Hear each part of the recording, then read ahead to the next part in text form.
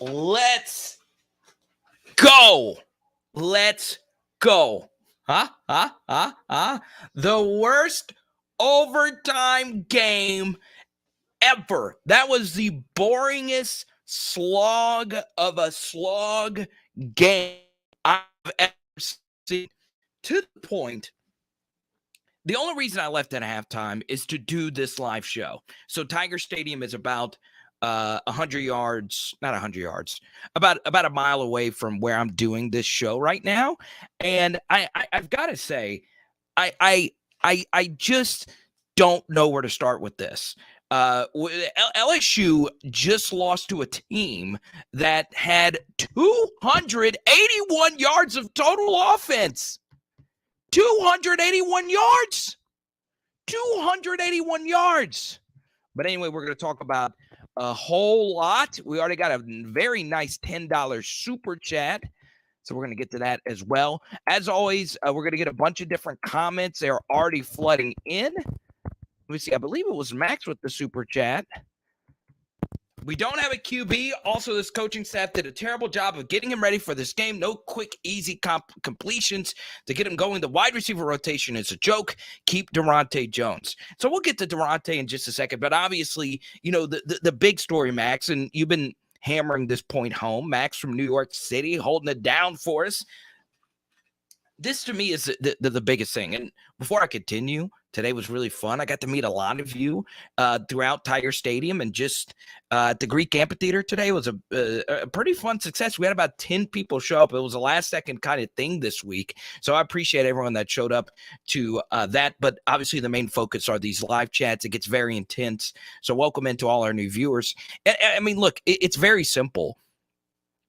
At this point, we have to start wondering, what was Ed Orgeron doing when hiring Jake Peets to be the offensive coordinator? There's no flow. When you as a play caller is just automatically calling runs on every first down, that's the worst thing you can do as an offense, is to call a run on first down every time because they know it's coming. And even though it worked, it limited what you could do offensively. So it's an issue. Now, once again, Garrett Nussmeier is a true freshman. We saw some really bad moments from him. Obviously, the throw to Devonta Lee was really bad. You know, you got to back shoulder that. But still, I get to the wide receiver rotation comment of this. The wide receiver rotation was really strange tonight. But, guys, this is something that true freshmen are going to have to learn. If you're going to play, you've got to play every game like it's your last. And tonight, BTJ just didn't have it. He just did not have it. He missed a crossing route in the first half. I was sitting next to Marcus, and we're in the end zone. So the coolest thing about going to the game is that you get to see it from a different angle. And my favorite place to watch a game is from the end zone, because you don't get that angle at home unless you're watching on the Skycam view. BTJ on a corner just kind of lollygagged and lost his separation. And then he did miss a 50-50 ball that Garrett threw with the zero blitz in his face. So, look, the bottom line is overall we just didn't have the energy offensively at all. There was no flow. There was no rhythm. And LSU's got to do something about Jake Peets. I think this was a nail in the coffin for him, and it sucks that your only year as an offensive coordinator comes at the hands of Max Johnson falling off a cliff. At the same time, Garrett Nussmeier being a true freshman, and Kayshawn getting hurt, and your offensive line not living up to expectations, and just not being good at all. I hate it. I hate it for Jake. I hate it for him, but he's just not the answer. Him and Mangus have just been a disaster, and there's no other way around it. And the bottom line here is offensively, we're just not that good. We're just not that good, okay? The Wildcat call blew the game. So the TDP Wildcat, it just didn't make any sense. Carvis, sometimes as an offensive play caller, you want to just be the smartest guy in the room, and you don't have to be, okay? Don't just run it every time on first down. That is just archaic. Also, something else you shouldn't do is that. Go Wildcat, which is something that we have never done. LSU has never been a Wildcat team. It's just not us, right? So it was a really bad call there. Once again, thank you to Max. Get your super chats and all that good stuff in. The no-go on 4th down killed us, and I hated that too, Mick. It's 4th and inches. All we got to do is get in field goal range for our chance to win in regulation. And then also on the other end of it, if you don't go for it there, they still have time to get the football back and win the football game on a night that our punt coverage team was disastrous, especially in the first half. So I definitely would have gone for it there on 4th and inches, because I can understand not going for it there if there was like 10 seconds left, but there was still plenty of time to get down in the field goal range. But once again, Ed Orgeron cost us this game. He's just not that good. He hasn't been good all year. And we are legit teetering on bowl eligibility. This is LSU football. And I'm supposed to be happy. I got to go to a game. I got to meet a lot of you guys today. I got to get back into my happy place in Tiger Stadium. What are we doing? What are we doing? What are we doing? If we're going to lose with a young team, go out swinging, not running every time on 1st down, not being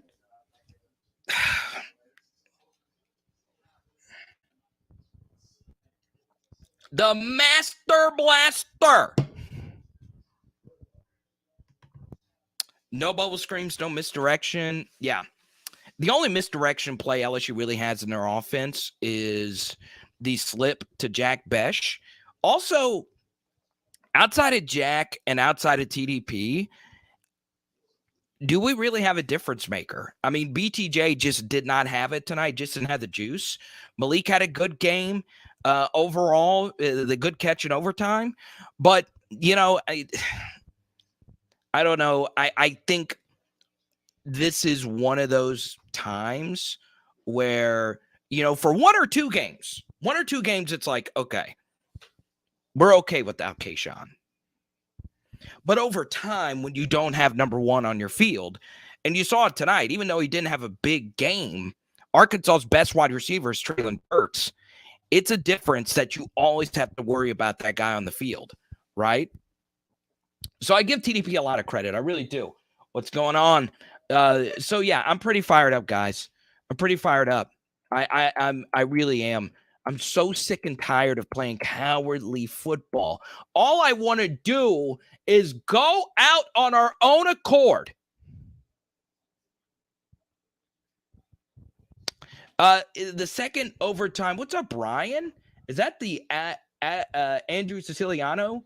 That's really cool. I'm a big fan of his. The second interception. So Garrett Nussmeier's second interception was the overtime interception. I do. I mean, you got to back shoulder that. Keep in mind, Devonta Lee is not our best receiver. I don't like Devonta Lee being the guy that's going to decide you the football game. So yeah, let's go to Hit Stick Super Chat here. If you are Durante, Corey, Carter, Baker, Davis, or Mickey, you no longer have a job. So Durante Jones has pretty much secured, especially if an offensive coach or Dave Aranda gets the job, Durante's probably going to be the defensive coordinator. Corey Raymond, yes. Andre Carter, yes. Blake Baker, yes. Brad Davis, maybe. And here's why I say maybe. A lot of offensive coaches want their own offensive line coaches. It's just how it works. Mickey Joseph is also a little bit of a maybe here, but Mickey's I don't know. Here's the thing about Mickey Joseph, and tell me, Hit Stick, how you feel about this. But obviously the first two names look pretty safe right now. So yeah, we'll see. We'll see. Once again, Venmo, Cash App, Super Chat, best way to get your question. We're starting to get a lot of people coming in here. Really welcome in. Really happy to see all of you.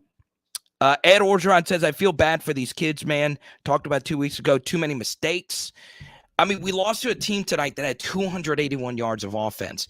When I tell you this was the most boring overtime game of all time. Of all time. When you think overtime, you think Darren McFadden, or you think freaking Josh Jasper, Chad Jones, that crazy game. But this game sucked. It sucked, and I was lucky enough to go. I was lucky enough to take one of our subscribers, Marcus. You remember Marcus? We're able to see Marcus. Marcus, do you want to say hi? Hey, Cliff, do you want to say hi? We got some subscribers. Everyone say, y'all remember Marcus? Hey. Marcus Bennett is here. Pizza and Mangus sucks. Everyone say hi to Cliff, the president of PHL. What's going on there? And chicken and waffles. Chicken and waffle party tonight. If you're in BR and you want, no, I'm just kidding. We're throwing it down with the chicken and waffles. Let's go. I need something positive in my life. Something. Carvis, look, hey, look, it's Carvis, your guy. Carvis, this is what Marcus looks like. Mick remembers Marcus. Yeah. Big Al, the treasurer of PHL. This is cool. So I got to meet a lot of you guys today, which is really cool. And we didn't talk about this today, but next year we're going to do an even bigger party. We hung out at the Greek amphitheater for like 2 hours. It was great. Duke won, so I'm glad. Chicken, let's go. So yeah. All right, so type Y for yes, type N for no. The number one reason why LSU lost this game is because of Jake Peets. Type Y for yes, type N for no, as we wait for our next super chat. I know, Tony, Master Blaster, I would have loved to have seen you. This was the only game you didn't even go to, and I can understand why. I'm not sure if I would have wanted to go to this game either. I don't know if LSU Arkansas would excite someone. I get excited about LSU Arkansas because I grew up in Arkansas. But yes, everyone's saying Jake Peets. Hopefully Miles reconsiders. Yeah, Miles Brennan watching this offense tonight. The last thing Miles Brennan is probably thinking is, yeah, I want to come back to this. I want to come back to this. And by the way, Marcus and I were talking about this on the way back.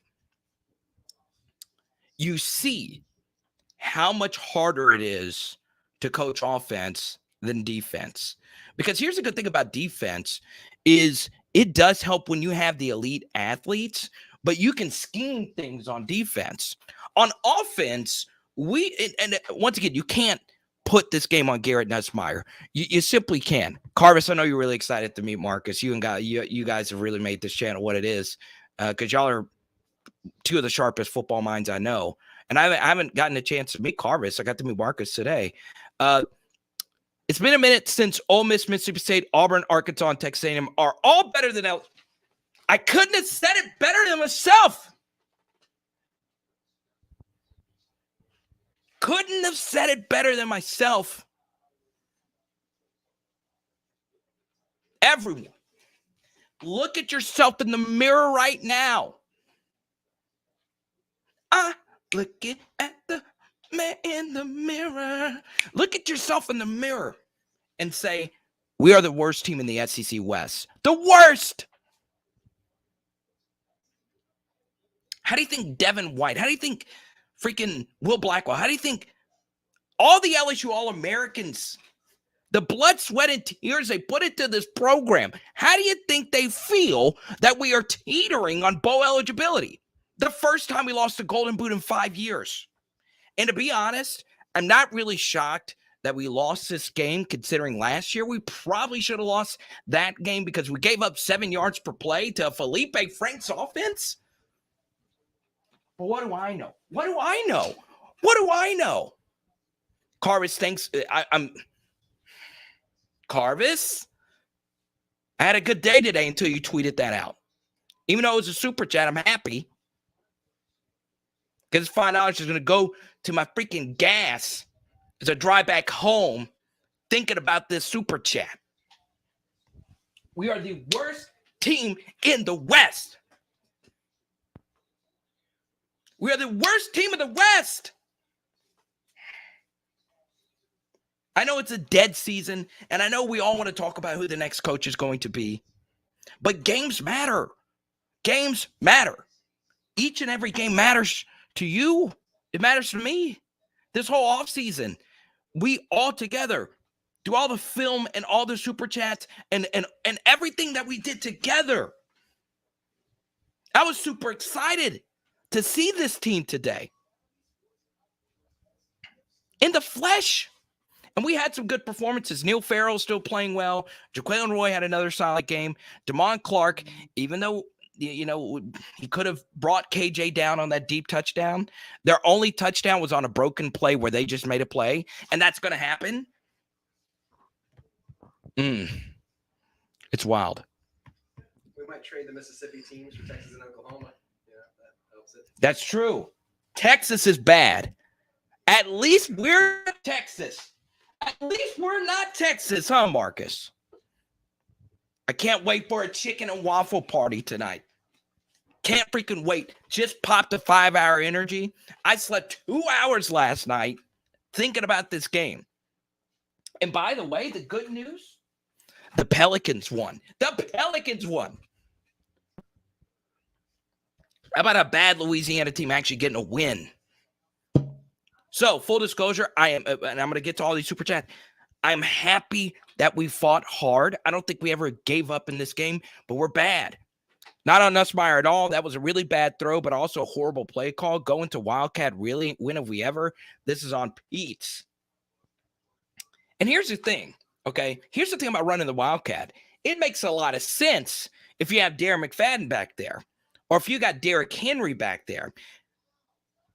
But we have TDP back there, who's a good back, and he's played really well. But for the Wildcat to work, you need a dude back there because you have to respect that dude's ability to bust it wide open. Same problem with that read option. We don't have anyone who threatens the edge. We don't have anyone who threatens leverage. When you run the read option as well. Defensive ends are able to play so aggressive against us. Right? The Master Blaster is here. Carter, do you remember when I said we should play pressure defense? How do you feel about that now? You're right on the money. And Master Blaster, you've been with me for so long. You and I have both been saying this, that we need to mix things up defensively, and Durante had another good game today against a really good play caller, right? And I thought, you know, the one thing I'll say is I hope you guys took my advice. I said that my favorite play, I did pick LSU to win, but my favorite play was the under, and it was an extremely low-scoring game because I do think, wouldn't you agree that these are the two worst quarterbacks in the West right now? But KJ is pretty solid. KJ's pretty solid. I would still say Bo Nix is probably worse than KJ. I would take Will.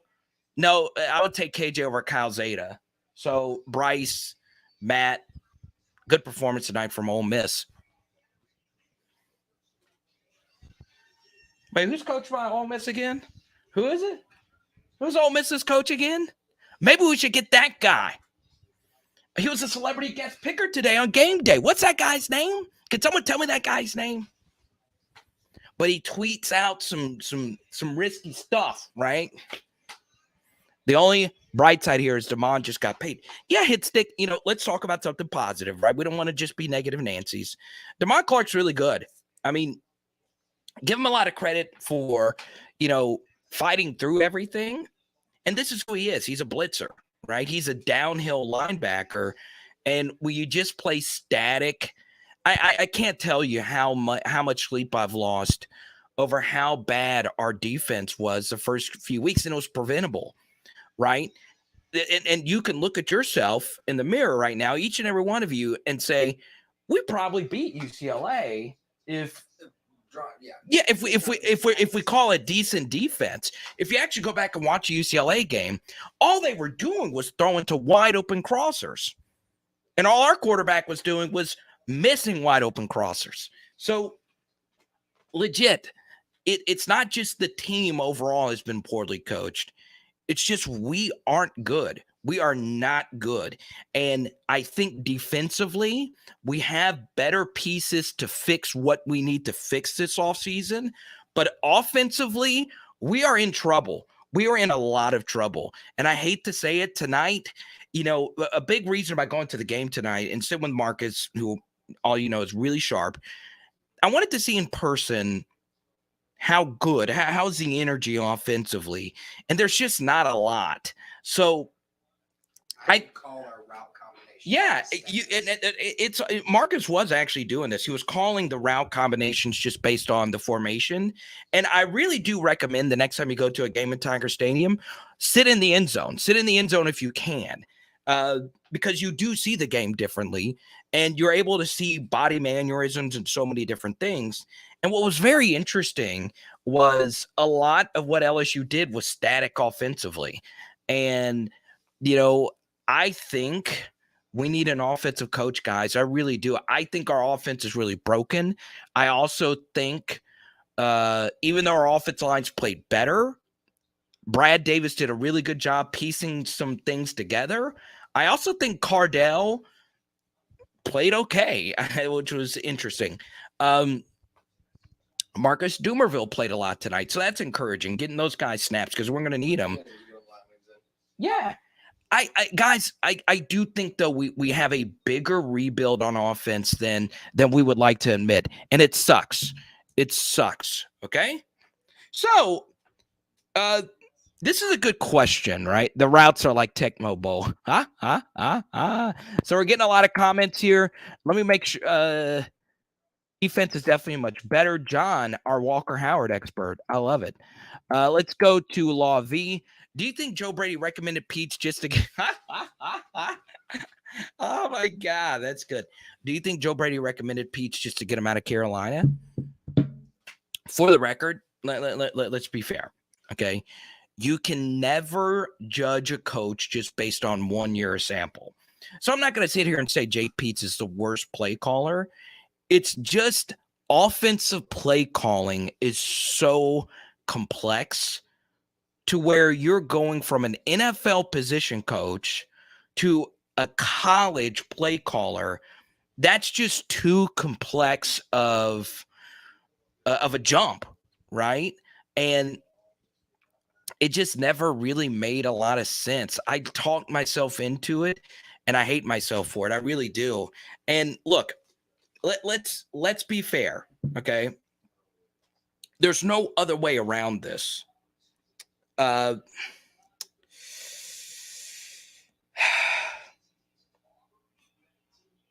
I'm about to say is going to hurt. But we do have to start wondering how much of what we did in 2019 was just because we had number 9. And look, a lot of it was Joe. A lot of it obviously was Jamar, Clyde, and all those guys.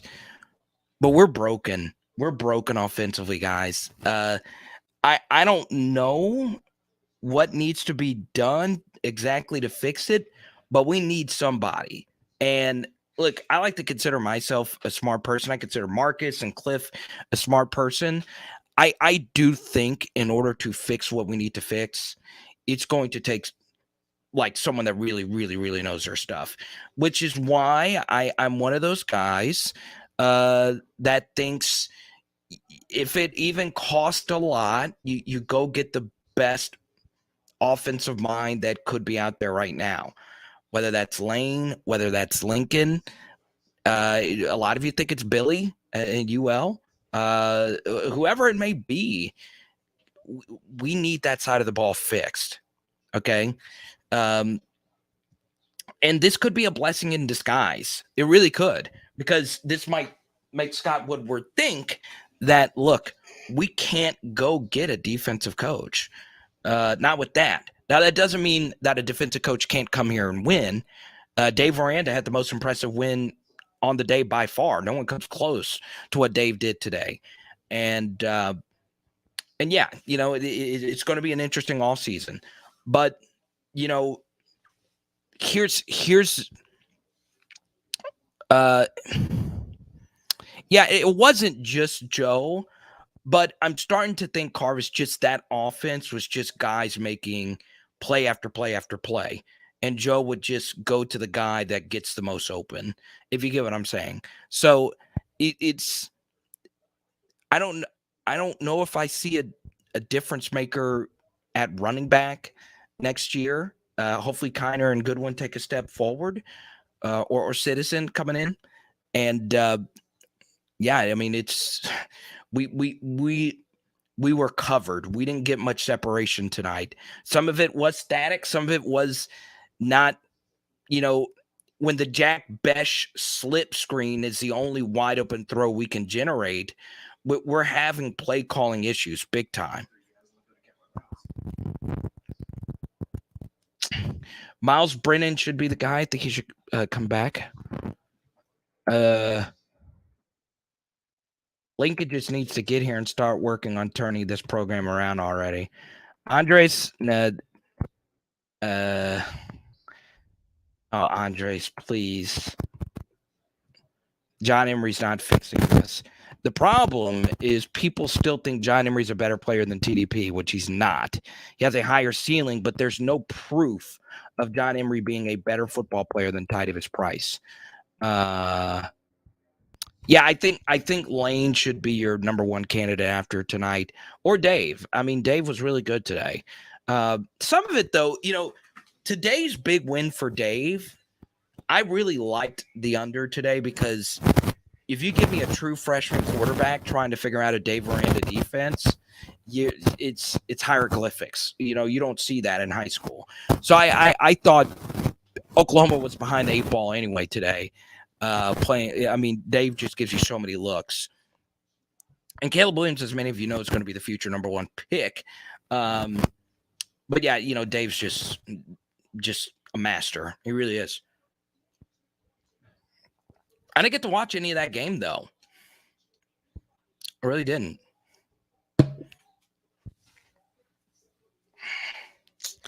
What's interesting, King Alyssa? So we did a chat earlier today, and one of our viewers, ASAP Justice, I don't think he's in the chat, knows Chris Hilton pretty well.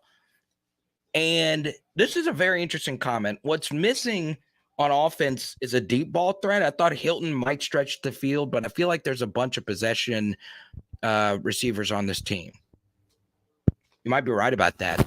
I think BTJ is a field stretcher. And once again, even you thought he probably should have caught that ball. Yeah, if that was one of Garrett's better throws, right? So the second half, when the score was still 13-13, or I think it was 13-10. Either way, it was zero coverage, and we had the opportunity. He threw up a good 50-50 ball, and BTJ could have fought back through the coverage and make the play, and we just didn't. We just did not get the job done. Let's see. Only Dan the Man, Mr. Drop 70 on Sanford Mullen. Well, it's funny. I would not mind.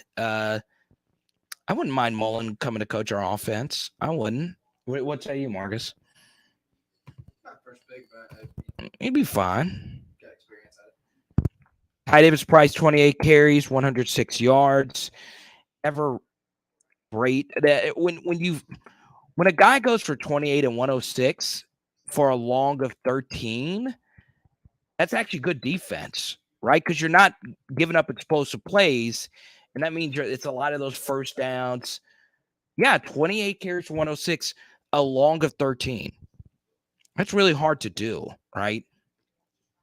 To not get not one of your runs and that's what Barry Odom wants you to do. Right? He runs a very light box. So you might get 6 or 7 yards, but there's going to be a bunch of guys waiting to tackle him after that 6 or 7 yards. D from the Ville, I love you. You were in the chat the entire game. I appreciate you. No Dion. I Coach Prime, I think it'd be cool. I grew up a big Dion fan. But no, not for this. Let's see. Samford would drop more points on Florida than Bama? Yeah, maybe. Ted Lasso?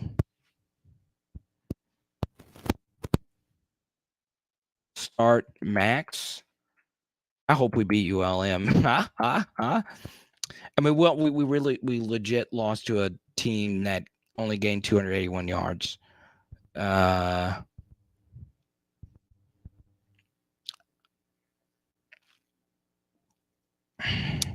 Garrett had Besh over the middle open on the last play. Okay, I'll go back and rewatch it. Once again, as always, we do the film studies tomorrow. It's gonna be a little bit trickier. I may or may not be traveling, so the film study might get pushed to Monday. But I'm gonna see what I can do with my travel. Who would like a film study tomorrow at 7? I'll adjust my travel. As you guys know, those film studies, it's hard. Takes a while. You do not want that.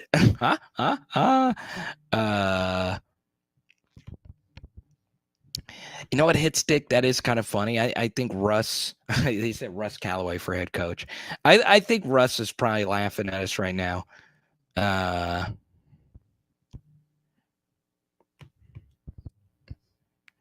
yeah, I mean, I think part of the issue, and look, this is going to come off really, really harsh, but I'm not sure if LSU doesn't need a deep gutting of a lot of coaches, ideas. I don't know. I think honestly, we're just stale. Look, so next year our offensive line, I don't know how much better they're going to be than this group, but you can't magically think our offensive line is going to be good next year. I also think offensive lines in general, this was another bad year for offensive lines. Like Bama's offensive line is not good. I don't know. I think it's I am a little worried about next year's group. I really am. What would it be? Turner or Martinez? I mean, honestly, there's just so much. I don't even know what position he even played Dellinger. He's played so many different positions. So, yeah, I mean, I just don't. Guys, I just don't even know at this point. I really don't. And Daryl, this is part of the issue as well. Daryl, is this your first time? Welcome to the chat. Shout out to my friends Whiskey and Wine, Moscona. Moscona's actually a really good friend with the president of PHL, Cliff, who's in there cooking up chicken. You know what he's doing right now? We're doing a chicken and waffle party. Shout out to Scone and T-Bob. I know we do a live chat, a live show at the same time, but those guys are way more well-connected than I am. Matt Campbell is a big possibility. Thoughts? Because I'm not sure how I'd feel about that hire. So Matt Campbell's been hungry to get one of those big-time Power 5 jobs. Katie, I think you've been in our chat before. If not, welcome back. I like Matt Campbell a lot. I'll tell you this, Matt Campbell also beat Arkansas at Toledo. A little-known fact about him, he was great at Toledo. And he's just a solid coach. Now, what's interesting is his teams do tend to play better as the season goes on, but he has had some questionable losses early in the season. And honestly, Katie, this should have been Iowa State's year in a Big 12 that is weak, right? Oklahoma's not that great. Texas is bad. West Virginia's a mess. So this was Iowa State's big year. So I don't know if I am totally on fire with that. But welcome. Okay, Mick. Mick is shooting his shot again tonight. You do you, Mick. Katie Joe, welcome. Let's see. Jake, welcome back. We'll talk about Chris Peterson a little bit later. A whole lot of people jumping back in. Good to have you.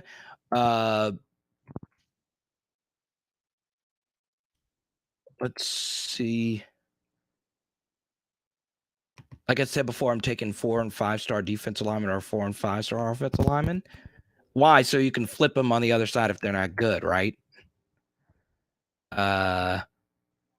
The fade was underthrown. Yeah, I agree with you on there at the end. Let's see. So we're getting a whole lot of viewers. Once again, a lot of comments flood in. So Marcus, you're able to see it yourself.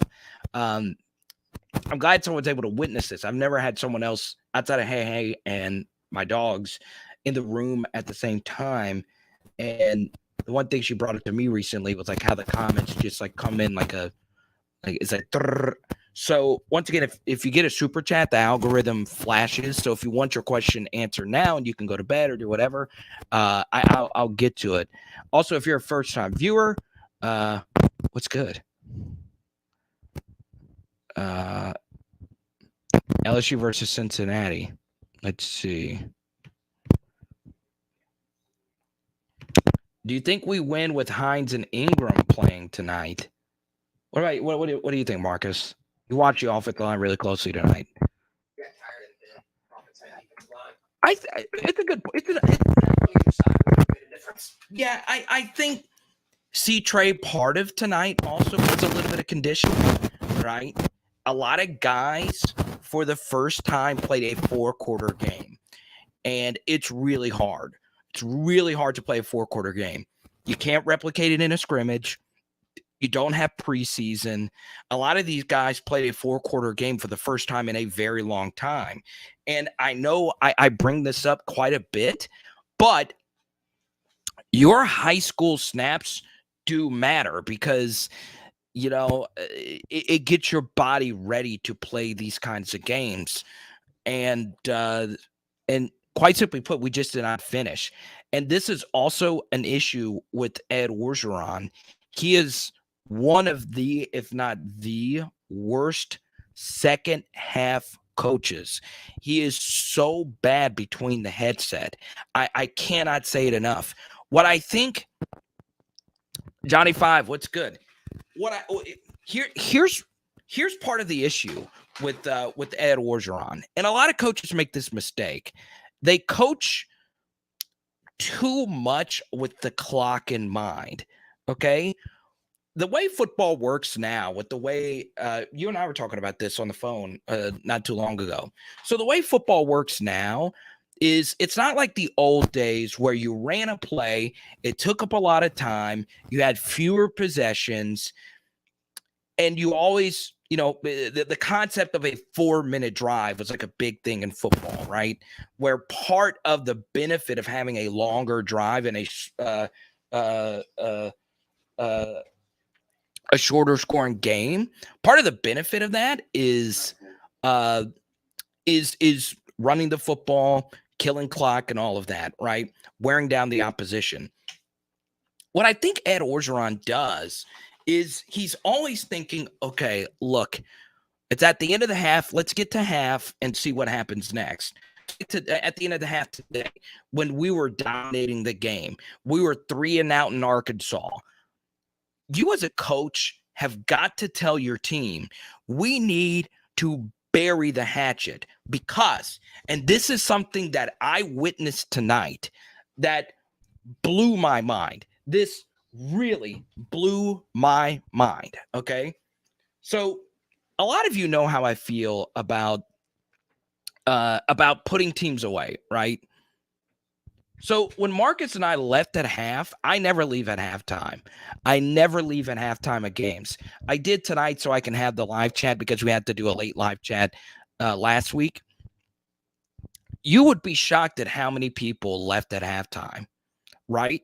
So that's why it's so important. They left at halftime anyway in a 10-3 ball game, a competitive game, because it was a boring game. What excites fans is a killer instinct. What excites fans is not a 10-3 slog. And we just didn't play with a lot of energy. These runs on first down, these conservative 3rd and 7 runs to Josh Williams. Josh Williams had one long run against Ole Miss last year and one long run against Florida this year. Outside of that, when has a Gary ever really done anything with him with the football in his hands?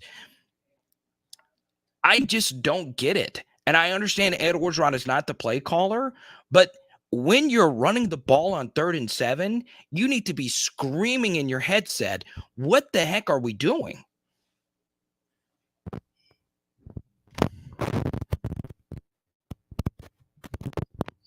So it's a problem. The problem. So yeah, I think this is pretty accurate. I really do. Reed, man, first time for everything. I think Brad's been the best offensive coach. I really do. Especially with what he's had to work with. This group has gotten a lot better. There's no other way around it. In fact, you saw early signs of it just even in the early games as far as blitz pickup and all of that is concerned. This group has definitely gotten better. Which is ironic because I think tonight the one play that Garrett Nussmeier made was when he was under a lot of pressure. I think the next step for Garrett Nussmeier is how to win games. This was why I wanted him to play versus Alabama because things were a little chaotic and Max was playing so bad. But this was my biggest criticism of Garrett Nussmeier coming in is he's going to have to learn to win games from the pocket. Okay. Ironically, Tony, you're right about that. The Master Blaster, right again. Black Shepherd down. I saw this disaster coming. And Tony, I was really excited because I thought I was going to get to meet you at our meetup today. I was like, Tony's definitely showing up. But then I was saying to myself, okay, the Master Blaster is probably not going to come to this game because, it's just nothing really exciting about this game, right? I do want to share this though. That I think is really interesting as far as LSU and Arkansas is concerned is I really do think, and this ties in with Garrett Nussmeier. I don't think our guys know how to win a football game, right? Now we've won some football games, but even when you look at some of the games that we've won, none of them were really knockout, drag out affairs, right? The Florida game was just pure chaos from start to finish. The Mississippi State game, we had a big lead early in the third quarter. We're just not good at figuring out how to win a game. And I think the next step for Garrett Nussmeier's game, and full disclosure, I've had a few people close to Garrett Nussmeier reach out to me on some of my film studies, and I like Nuss a lot. I do. But I do think the next thing for him is in high school, he was the best athlete on the field at all times, right? And he was able to run around defensive ends in Texas, most of them. Now, obviously, there's some really good defenses he went up against in Texas, and he played at the highest level in Texas. But the SEC is just so different, where everybody is as fast as you are. And you legit have to win games within the framework of the play. Now, there are some guys like Patrick Mahomes who is able to win solely based outside of the framework of plays. But you notice that eventually catches up to even Patrick Mahomes. The quarterbacks that have long-term success in this sport, look, we all talk about Joe Burrow's throw versus Georgia. We talk about Joe Burrow's famous run versus Clemson. There's so many different plays we could talk about with Joe Burrow, but most of his throws were just him processing from the pocket. And when he rolled out, it wasn't some magical behind-the-head rollout off-foot Patrick Mahomes type of throw, right? Most of your success as a quarterback is going to come down to making basic throws. One thing I really liked about Garrett Nussmeier's game tonight, though, was that he did hit TDP on checkdowns, which is a good step in the right direction, that we were actually throwing the football to our running backs tonight, which is huge. Absolutely huge. Did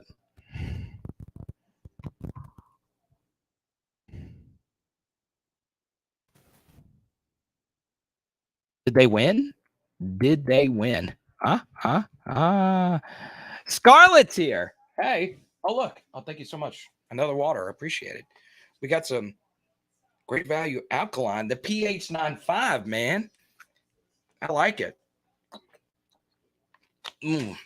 That's that good antibody water right there, boy. I like how in the water it says 0 calories. Yeah, Reed, I agree with you, man. It's hard. It's really hard. And what's very interesting is, well, Dak Prescott's quarterback coach is also Nuss's quarterback coach, well, which is very interesting.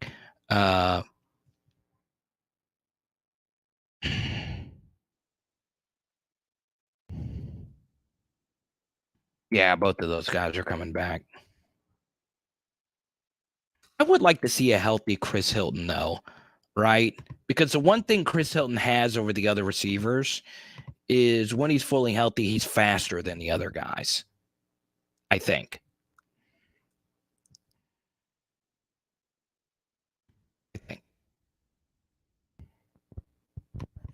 But Master Blaster, thank you so much for your super chat.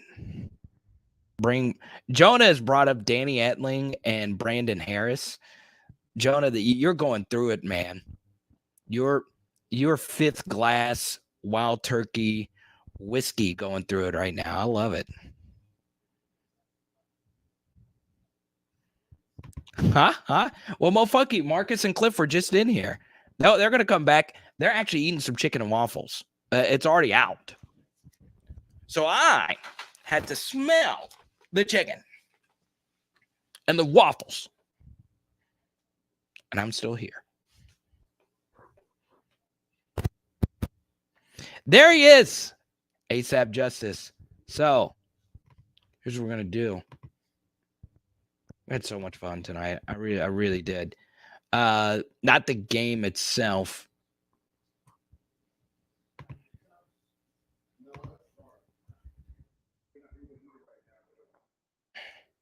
This is really fun. So I want to show you all this. This is always going to be the funnest part of it. Let me see. Oh, look at this. Oh, look at that. That is a thing of beauty right there. Okay, I want y'all to see this really quickly before I show you all this photo.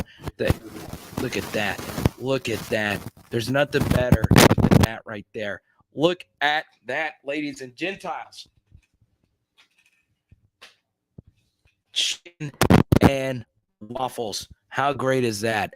Huh? I want to show you guys this, though.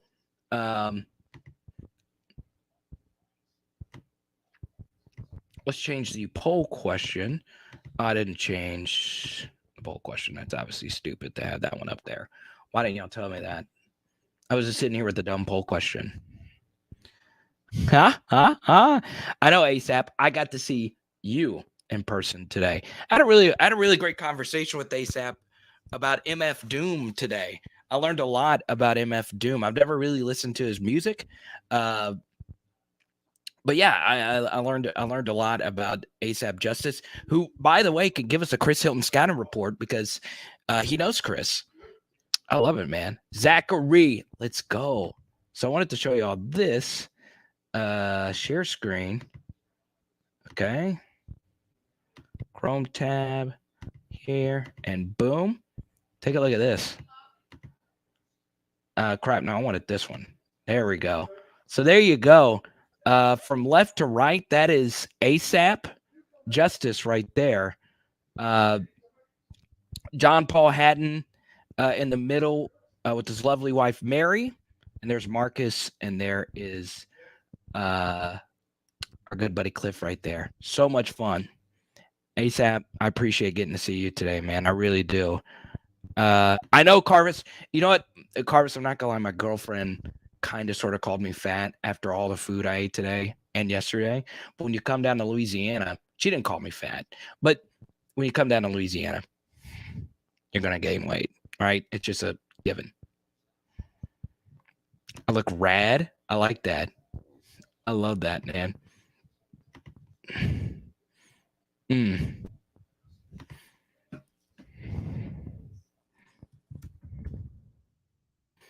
Let's do this. I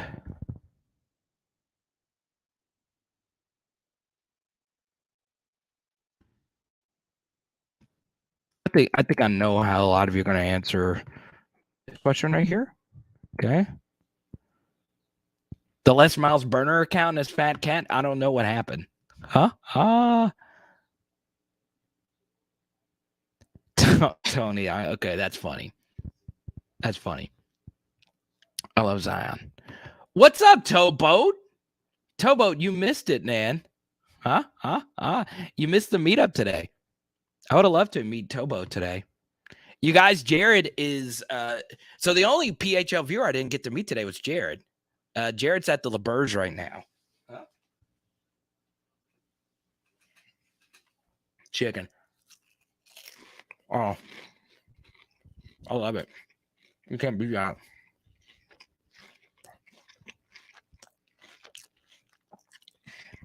Oh my God, Cliff. Dear Lord.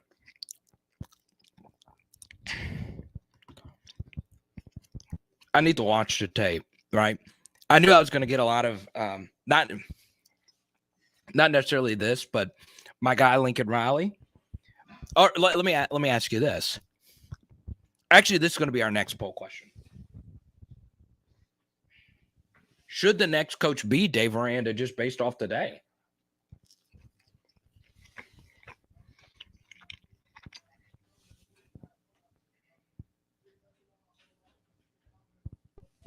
Why is chicken and waffles the best thing ever?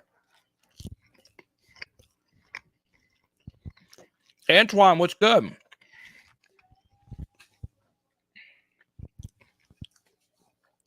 Guys, you want to know something that's true about life? There's something that all men do, right?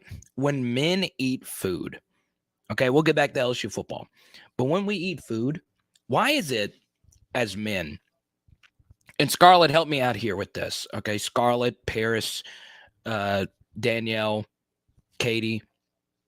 So our female PHF viewers. Why is it that men, when we eat food, we never grab napkins? Like we are legit. I know we played the Hogs tonight, but men are legit pigs. We never grab napkins. We never do. So Cliff is, obviously my cousin. He's one of my best friends, and he's a president of PHL. He's one of our most loyal viewers.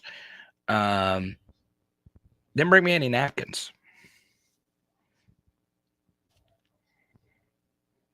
Comment of the night here. Why do we do it?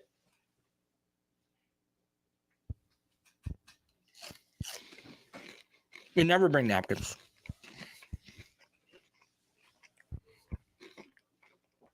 We never bring napkins. When you ate your chicken and waffles, did you have napkins? There's some napkins on the table. But did you use napkins? You see, men were the worst. We're the worst human beings. We're the worst species ever created. Have you tried not dropping your food? Yeah, but no, it's not dropping food. It's just, it could be messy. Food can be messy sometimes. But I never get napkins either. Tony said, I'm built different. I bring napkins. Huh? It could just be me and Marcus. It could be just me, Marcus, and Cliff. It could just be us slobs. Tony said, I am a gentleman. I wear the napkins. Des? No, it's not like a masculinity thing. It's not. I'm not saying like every one of my friends never grabs napkins. Never. Kevin's like, you should talk about football. Well, Kevin, thank you, man. I appreciate that, man. Thank you for that comment. I'm telling you, I would have never have known to talk about football on an LSU football channel until you actually wrote that comment right there. That's the point of T-shirts. Most foods don't require points. Kansas beat Texas 2 on a 2-point conversion. Have you seen the highlights for that yet? I haven't seen a lick of it. I can't wait to watch it. I'm going to watch it later to put me in a good freaking mood. Okay? Thank you, Danielle. I was waiting on you on this. Maybe it's a hunter-gatherer mentality. Me kill, me who? Yeah, you see, Kevin? You see this? He says, I'm eating right now and didn't grab napkins. I knew it. Okay, but look, Kevin, the other Kevin, said we need to get back to talking about football, right? But it's just an observation about life. So for those that don't know, whenever you do this, you always want to have some non-LSU football discussion. But we'll get right back to it because Antoine with the epic beard says poor QB play and offense is unacceptable in Baton Rouge. LSU needs an offensive coach, period. Our defensive teams are always solid. Okay. So I'm going to do this, Antoine. So let's check out this poll question here. Nuss wins this poll overwhelmingly. Nuss starts versus ULM. You think he should? Yeah, I think you have to at this point. And I think, you don't really know a quarterback until he gets the opportunity to start a full week. Max would need an offseason to try to fix the things that are wrong. He's shell shocked right now. Yeah, I agree with that. How many of you think Max, let me answer this super chat first, but I want you guys to really think about this. Let me see. I'm going to ask a poll question, Antoine, to make this a little bit easier. Do you prefer or actually, this will be easier if I typed it like this. Which do you prefer?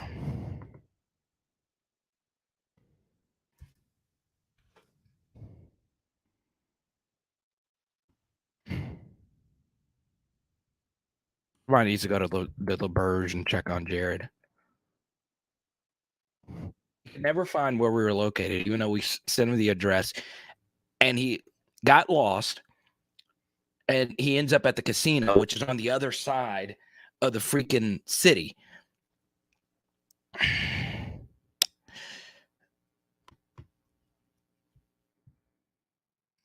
Do you think? So, Antoine, I'm going to give you my honest opinion on this.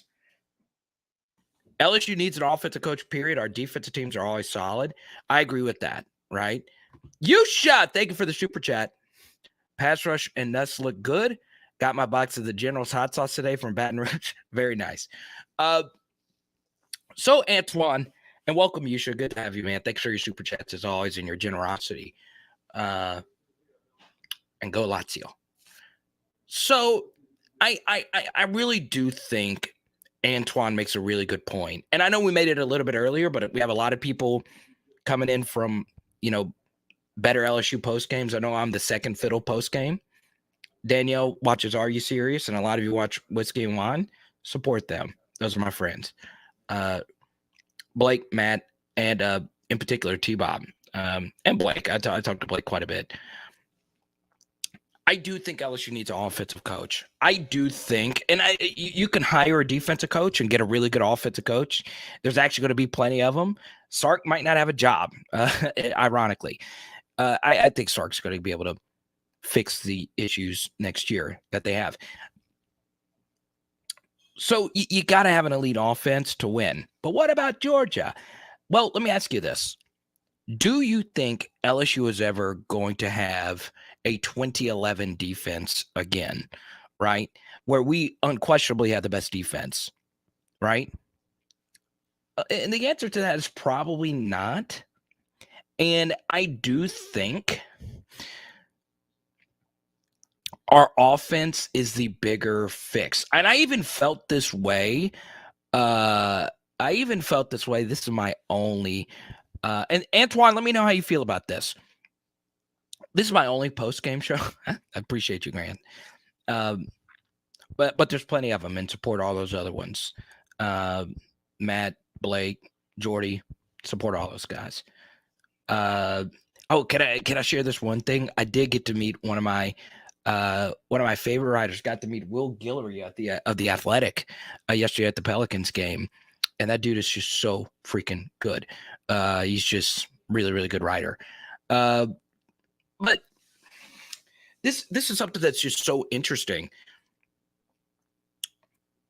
I think offensively, when you really go look at our yards per play numbers, and I use that stat all the time, yards per play, right? Not the absolute best stat. There's other stats that are better, that are more advanced, more analytic based. But the reason why I like yards per play, because it's a little bit more digestible for even someone like me that's starting to get dipping my toe in the analytics, right? I do think if you really go look at LSU's yards per play data, even in the games that Max Johnson won last year, eventually that number is going to tell you who you are or give you a better idea of who you are. Okay. So here's a good example of it. The greatest offense of all time is, we all think it's LSU, right? 2019. Well, if you go look at a number like yards per play, that actually backs that up. So LSU in Power 5 competition averaged 8.05 yards per play. If you actually go looked at the numbers and look to see how freaking ridiculous that is, that's really hard. That means that every time you went up against teams that have the same level of athletes as you do, or near it, you put up 8 points. Yes, Jason, thank you so much. Our chunkiest super chat of the night. I appreciate you, my friend. Oh, man, that is so great. Thank you so much. Thank you so much. Nuts is average at best. People need to stop with the he would have beat Bama crap. So I don't want to talk too much about the Bama game, Jason, because we do look towards the future. And I did spend a lot of time on Nuts versus Bama. Actually, I do think Nuts could have made some of the throws that were there in the Alabama game, simply because of this simple truth, Jason, is the Bama game was so close, Max Johnson would have hit any of the throws. Any. And I know, Jason, you are a big Max Johnson supporter, okay? Shout out to Cliff. Also dropping a $20 super chat. Thank you so much. And also putting a roof over me and Marcus's head tonight. Appreciate you. I appreciate you. It's like a college dorm over here. Chicken and waffle party. Let's go. So, Jason, I do want to spend some time on Jason's super chat. So, Jason, let me ask you this. So, Jason, I'm not bringing this up for any reason other than you have defended Max Johnson a lot. What do you think the issue is, Jason, as far as Max is concerned? Because you are one of our sharpest commenters, and I shout you out all the time on the channel for you taking your son on that Tiger Stadium tour. I can't wait to take my future Tiger Stadium. That's just really cool. And I know I bring that up all the time, but I appreciate all the super dads out there, the Cliffs, the Carvises, all you super duper dads. Brandon Harris in the chat tonight. Eating the waffles with syrup. Yes, sir. I probably shouldn't say yes, sir, even though because I've always said yes, sir, but that's what the other guy does. The other team's coach that beat us tonight, that's his thing. But you know what's interesting? I was thinking about this earlier, right? How much of the issues are on Max Johnson? A lot of it's not on Max Johnson, right? But the issue, though, Jason, is against Alabama. How many times did he complete a pass? Okay. So I do this. You got to have play calling fits your skill sets. Okay. So this would be my next question. What are Max's skill sets? What is something Max does exceptionally well? Okay. So let's talk about some of the great quarterbacks. Zach Mettenberger didn't do a lot of things exceptionally well. Footwork was a little clunky. Didn't run. Could be a little erratic at times. But Met had a cannon. And that stretched the defense. And he had really good receivers. And then he had Jeremy Hill, right? You know one thing Danny Etling did really well? 2 interceptions. Now, one of those interceptions came in a big moment against Alabama, but one of Danny Etling's best traits was that he never threw picks. Max Johnson, on the other hand, throws a lot of interceptable plays, gets a lot of lucky turnovers, including last week. So, Jason, I agree that the play calling is not great. I agree that the offensive line is not great. I agree that all of that should factor into the Max Johnson equation. But what I'm going to do is I'm just going to go through a list of throws that has nothing to do with play calling and everything to do with Max. Okay? Let's go back to the Ole Miss game last year. Red zone, Coy Moore, on and out route, complete that touchdown. The game's over. We go by 4 possessions. The game is over. Settled for a field goal, allowed Ole Miss to come back into the game. Okay, Florida game. Before the shoot throw, had Jure on an out. Missed it. Threw it to Coy. He dropped it. Missed Kayshawn on the backside in that game. But he was mostly good in that game. But then you go to this game.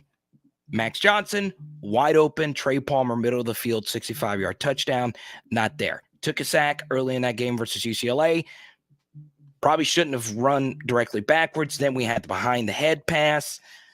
Is that offense or is that a quarterback not playing well? Mississippi State game, his best game of the season on the road. Had a rough end of the third, early fourth quarter. Missed Jack Besh on the throw that would have ended the game. Mississippi State gets the ball back, and it's still a game. Okay? You notice these are just plays that quarterbacks just need to make. Auburn game, perfect example. Fumble in the red zone. Austin Deculus right there to pick it up. Had Trey Palmer on a wide open dig at the end of the third quarter.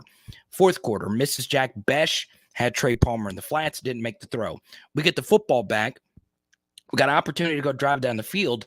Missed Ray Jenkins. Missed his best wide receiver, Kayshawn, on an out in the fourth quarter. So notice these, and Marcus and I were talking about all these throws earlier. In fact, if you go look at our Twitter, right when I met Marcus, today was the first day I got to meet Marcus, and I got to meet a few viewers. Me, Marcus, and Cliff looked at Max tape together, and they were throws that every quarterback needs to make. Okay? So he didn't trust himself or his footwork. He's rattled. He is broken. All right? He's He's rattled. He's broken. He's not where he needs to be. Where are you going? Oh, I thought you were leaving for a second. No, he's broken. He's broken. I mean that he sucks. He's just not where it needs to be.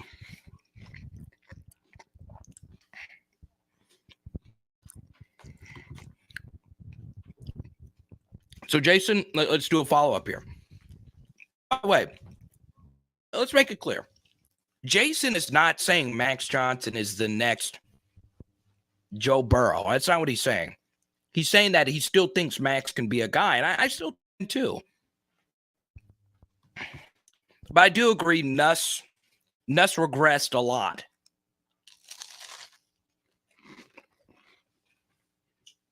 In this game.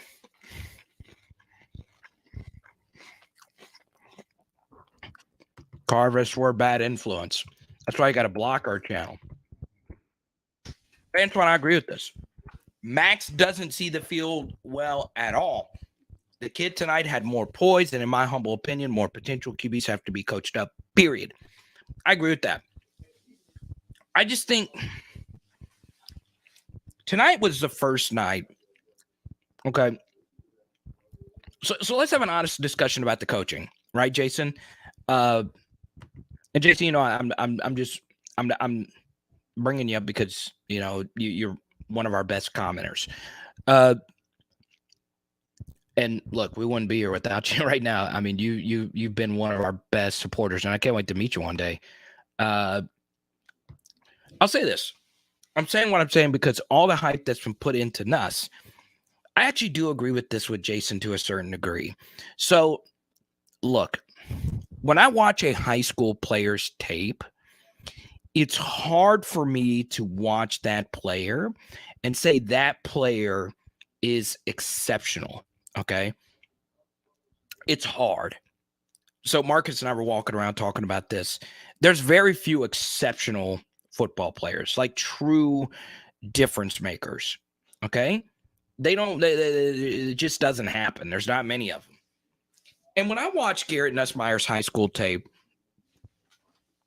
I thought it was really good, right? I thought he had a very live arm, not afraid to fit the football into spaces that aren't the biggest. But I thought, and this is what I would want you to do, just anybody, go look at Garrett Nussmeier's high school highlight reel on Huddle, okay? And don't look at the end result of the play, because everybody's high school highlight reel, the end result of every play is going to be a touchdown. But the more important thing is to see how that touchdown is being made. And a lot of Garrett Nussmeier's high school touchdowns, and this is fine, but a lot of his high school touchdowns were when he ran around over here, and then he ran around over there. Then he made a 1-foot throw across the field. And I just don't think he's going to be able to do that at this level. Because number one, you got to be a certain level of athlete to just be able to do that. And number two, a lot of it's just not really that translatable. So it's Nuss is going to take more seasoning. Tonight was obviously a step in the right direction, getting his first real game action in. So yeah, we'll see.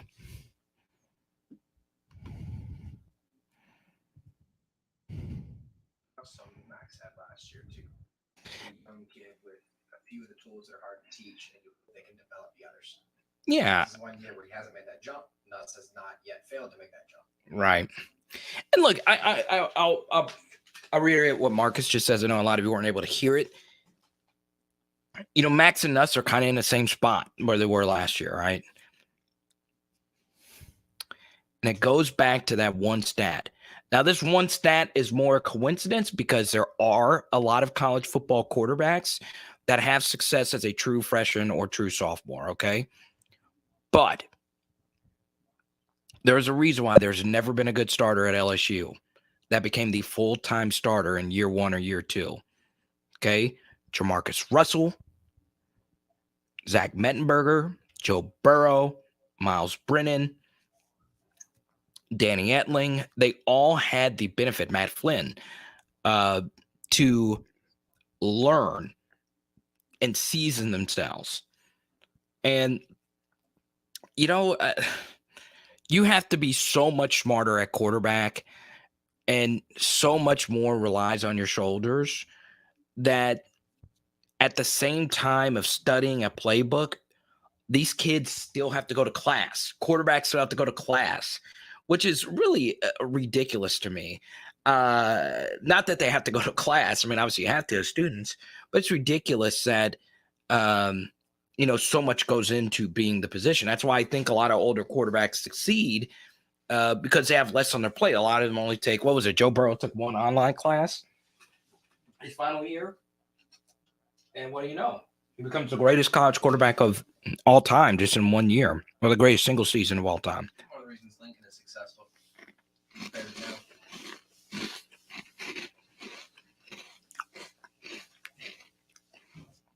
But I'll say this, Jason, I would like to see Max bounce back. I would. Nuss will throw 5 TDs against ULM next week.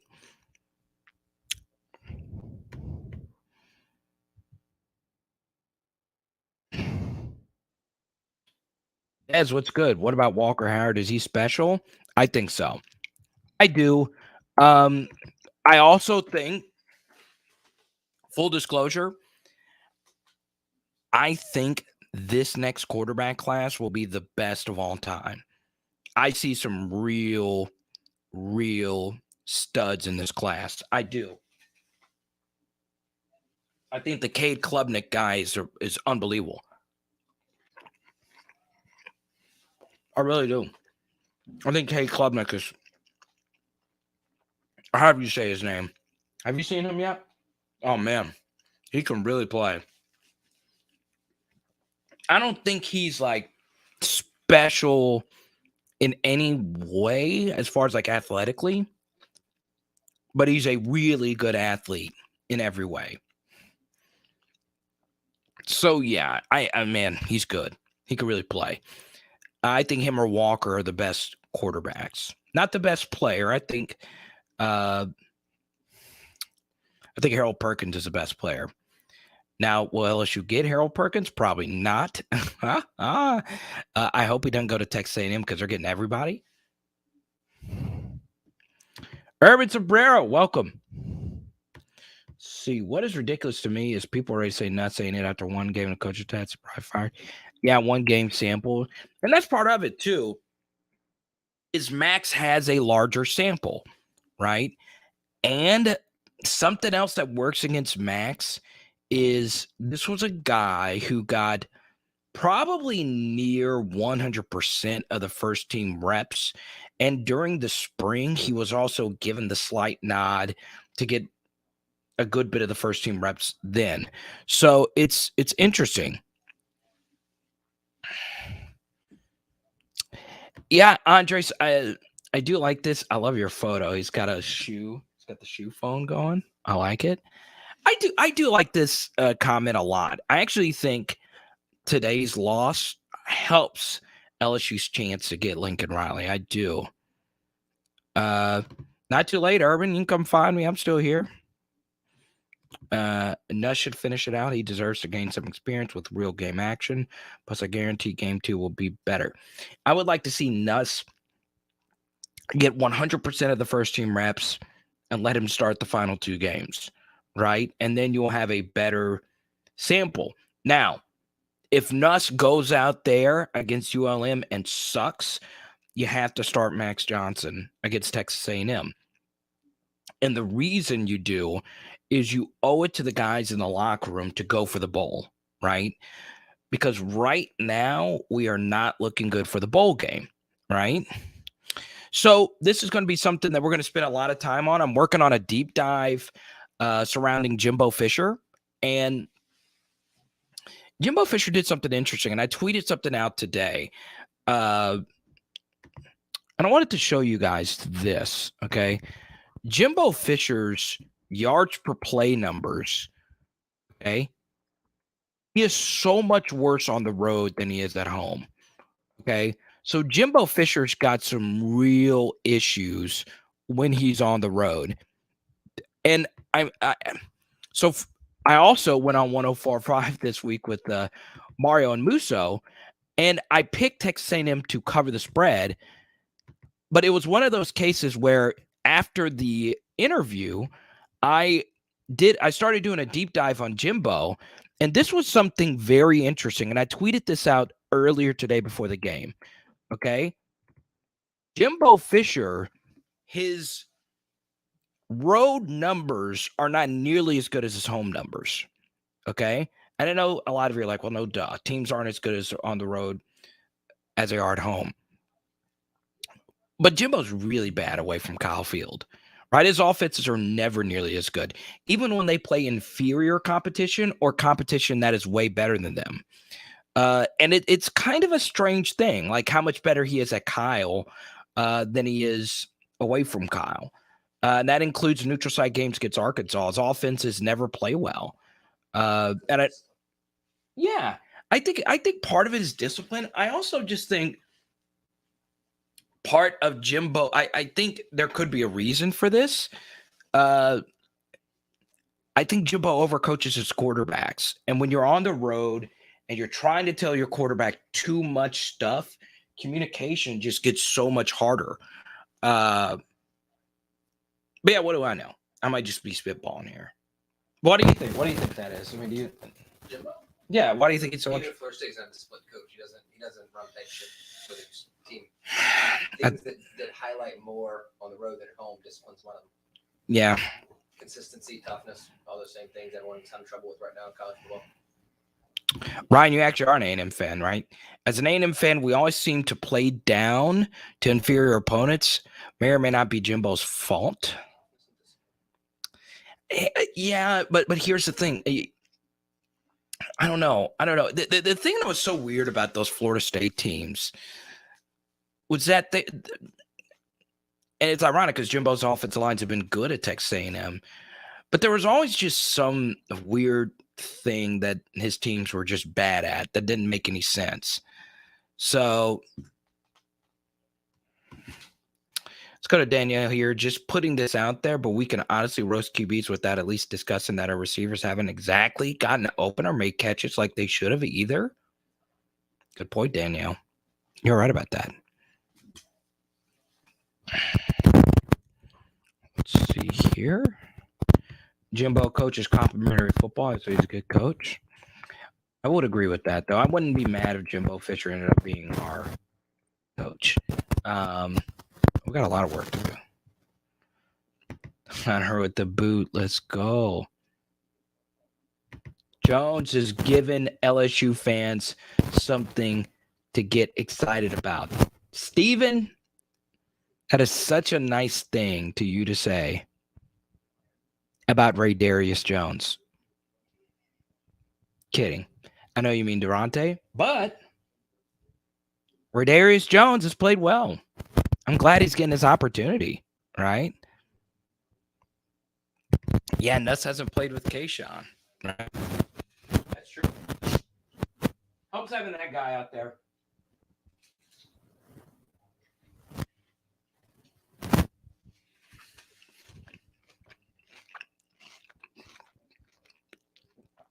And maybe we don't talk enough about Kayshawn. You know? Maybe that guy's just so much better than everybody else we have in our offense, and we just don't talk about it enough.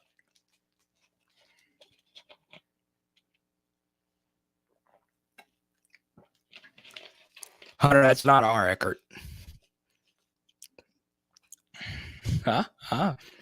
So one of my best friends is named Stephen Eckert, and he lives in Cincinnati. It's a different Stephen Eckert. And they actually did that this offseason, Andres. And the guy who made the most catches has already transferred, Coy Moore. Maybe Coy Moore is what we're missing. No, actually, I don't think that. Even though I like Coy, I just don't think that. I don't think he's our missing piece. I just don't. Let's see here. Important for them to decide, too, whether or not they want to coach in the scheme that's meant to succeed when they get the championship talent back together, or one that'll not fail as hard now. What do you mean by that, Mike? 2019 was a scheme that was only going to succeed with those players. It would look awful without those players, but you only win a championship when you have those players. Is your goal to never lose 5, or is your goal to occasionally win a championship? Which is more important. You try for both, obviously. Yeah. So what Marcus just said is, do we need to run a scheme that is more non-player centric, as in the 2019 scheme? A lot of it worked because guys got open. That's just simple. And Joe knew where to find the open guy. It was the best of both worlds, right? Whereas I thought watching Alabama, Sark drew more things to get guys open, if that makes sense. Would you agree with that? You know, one thing Sark did a really good job with that Bama squad was his motions were so good. And the LSU's motions were good too, but the motions were more so to give Joe an idea of what coverage they were going to run, whereas Alabama's motions were more so to just get a guy open. Two completely different things. No, not completely different, but two yeah, it's two different thought processes. So yeah. Danielle, Mick is going for it tonight. Scarlett, we definitely don't speak on it enough. That guy's a key instrument to this offense. Oh, yeah, so true.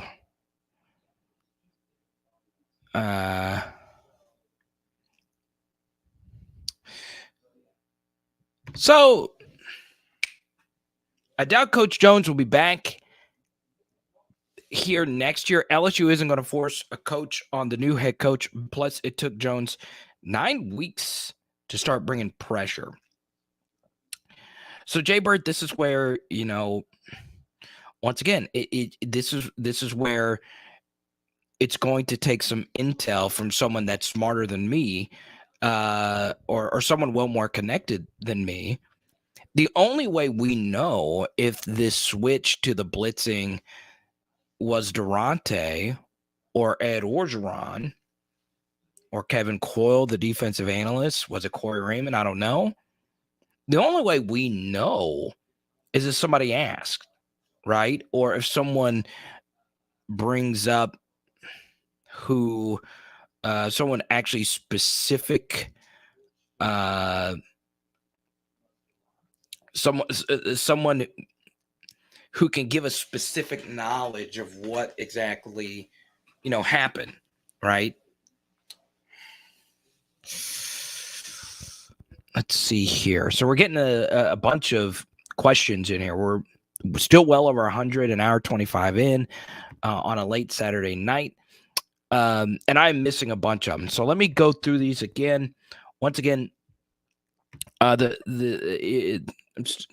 haven't got a Venmo tonight. I do have some bands that I want to get on out. So once again, 1 for 10, 2 for 15, 3 for 20. If you want Booger bands mailed to your house, $20 Venmo or Cash App to @CarterThePower.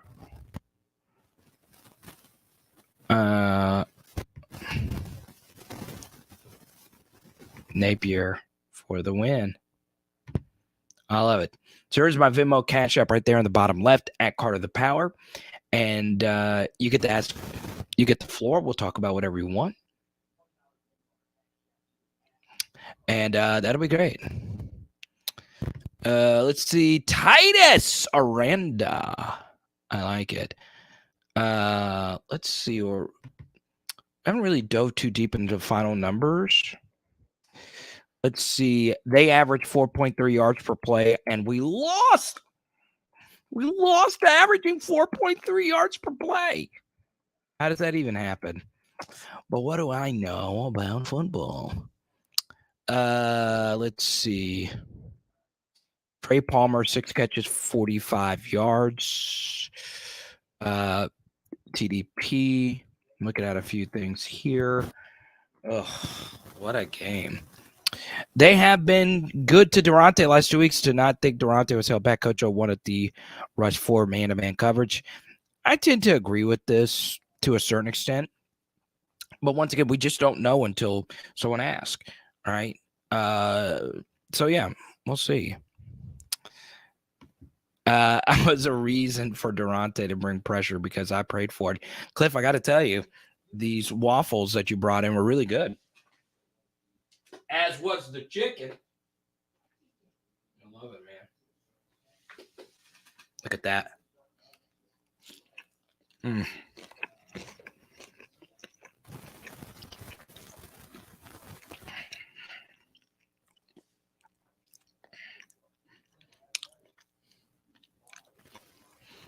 It's fantastic. I haven't seen you in a minute.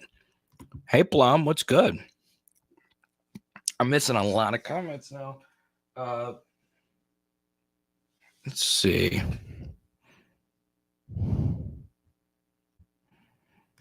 That could be it too, right? And I brought that up earlier this year, where I thought the Stingley injury might be a good thing simply because it would tell Ed Orgeron to not do the suit. Oh, my God, it's about time. It's about time. We got the nappies. Huh?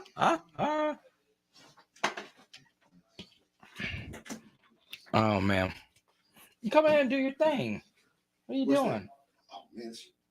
Come in and do your thing. What are you doing? You getting some clothes? No, I'm giving him a place to sit down. Why would you not get? It took him forever to get him a chair. I didn't know everybody was gonna come here and sit and hang out. We got Cliff, got Marcus, got the whole crew. What up, PHL? PHL Nation, let's go. All right.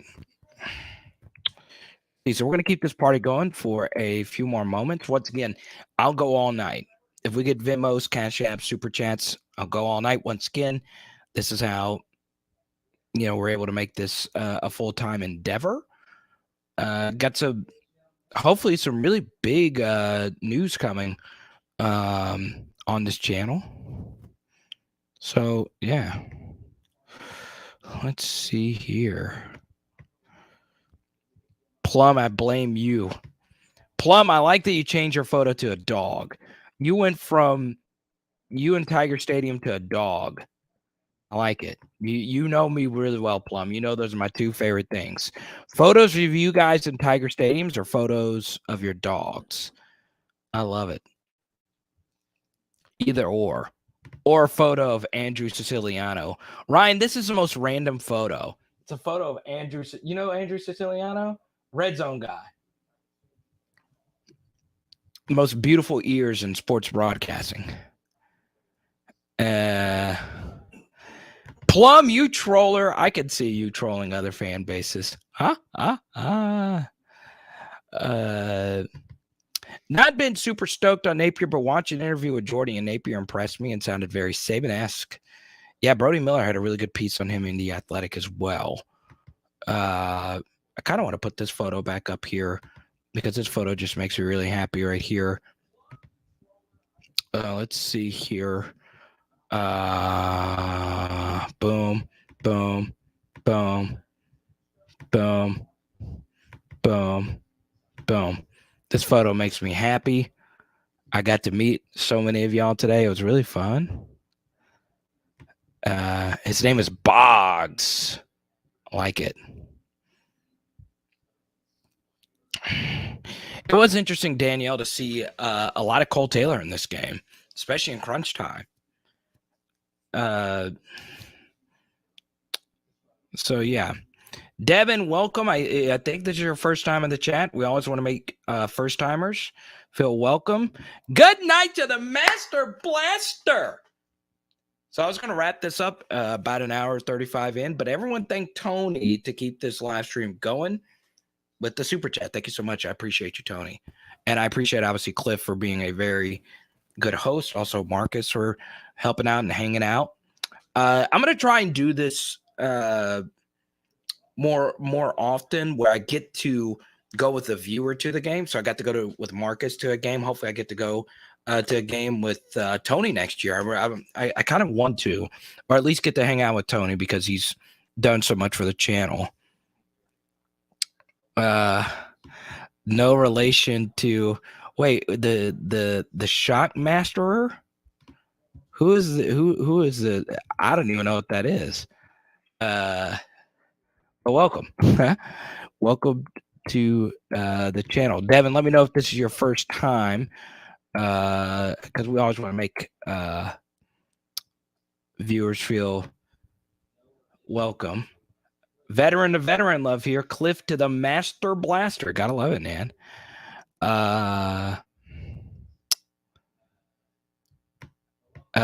Do what you do. Watch my shoes. And that song is welcome. Well, welcome, Devin. Either way. Let's see. Smash that like button. Obviously goes a long way. Subscribe, share it with a friend. Let's see. Nuss took some risk, and some of those throws were heavily contested. Coldwin messed up one of York's field goals. That was interesting, right? That Cade York's 55-yarder was accurate but short. So, yeah. Had a high snap, so I don't know if you had that one down at the right angle. What was it, a high snap? The second one was a high snap. High snap? But if the snap was off on the first one, it might not have been at the right angle. We wanted it anyway. Yeah. Yeah, I think so. I think that's some of it. Also, could it be fatigue at this point of the season? I don't know. Did I get Mamas or Billy's? Daniel, I actually got neither because I went to the Pelicans game last night, so I had to hurry through. But on the way back, Daniel, that's going to be a very tough business decision. So, Daniel, I'm actually going to let you make that decision for me. should I get Billy's or should I get Mama's? So for those that don't know, this was from our PHL meetup. We were able to, we weren't able to get everyone in this photo. Had a few others pop up. That's me at the game right there, me being a fat idiot. There's one of our viewers, Colby, right there. Good to see him. And this is one of our viewers, Go Tigers is his name in here. He is from Houston. So we had a great time meeting up with you guys. As you can see, I am chubby. This is Boudin in these cheeks right here. Me being fat. Drojo, you were the one that actually inspired me to go deeper into my Jimbo Fisher research, and I'm going to have a Jimbo deep dive. And Drojo, you want to know what's funny? I actually was going to release my Jimbo piece this week, but what the data showed me, his biggest weakness were his offensive performances in true road games and in neutral site games. So I waited until this game this weekend, and it's another game where Jimbo was bad on the road. Welcome, Drojo. John, Jake Pete's a play caller. Your thoughts? So Marcus and I were talking about this earlier. I've obviously talked about this with Cliff a lot. I've talked about this a lot with you. So let's go through the games where Jake Pete's was really, really, really good. Okay? None of them.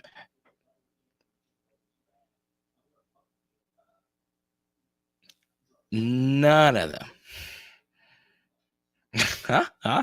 No, I disagree with this. Danielle, thank you for the generous super chat. Billy's on me, but bring some back to Haley. Thank you so much, Danielle. You know what's funny, Danielle? Haley is a way better person than me because she has the tightest diet. Like, she does not stem from it, right? But every time I actually do stop at Billy's, I actually do give it to Haley's parents. So thank you so much. I'll let Haley's parents know, and they're big foodies. They're actually both really good pit masters, and they always get Billy's boudin. So I'm gonna give them some of my boudin. I always get so much. So yeah, you know what? I love Mama's fried chicken as well. But since I had Cliff's wonderful fried chicken tonight, I'm gonna have to get Billy's, and I've had a lot of fried chicken on this trip. So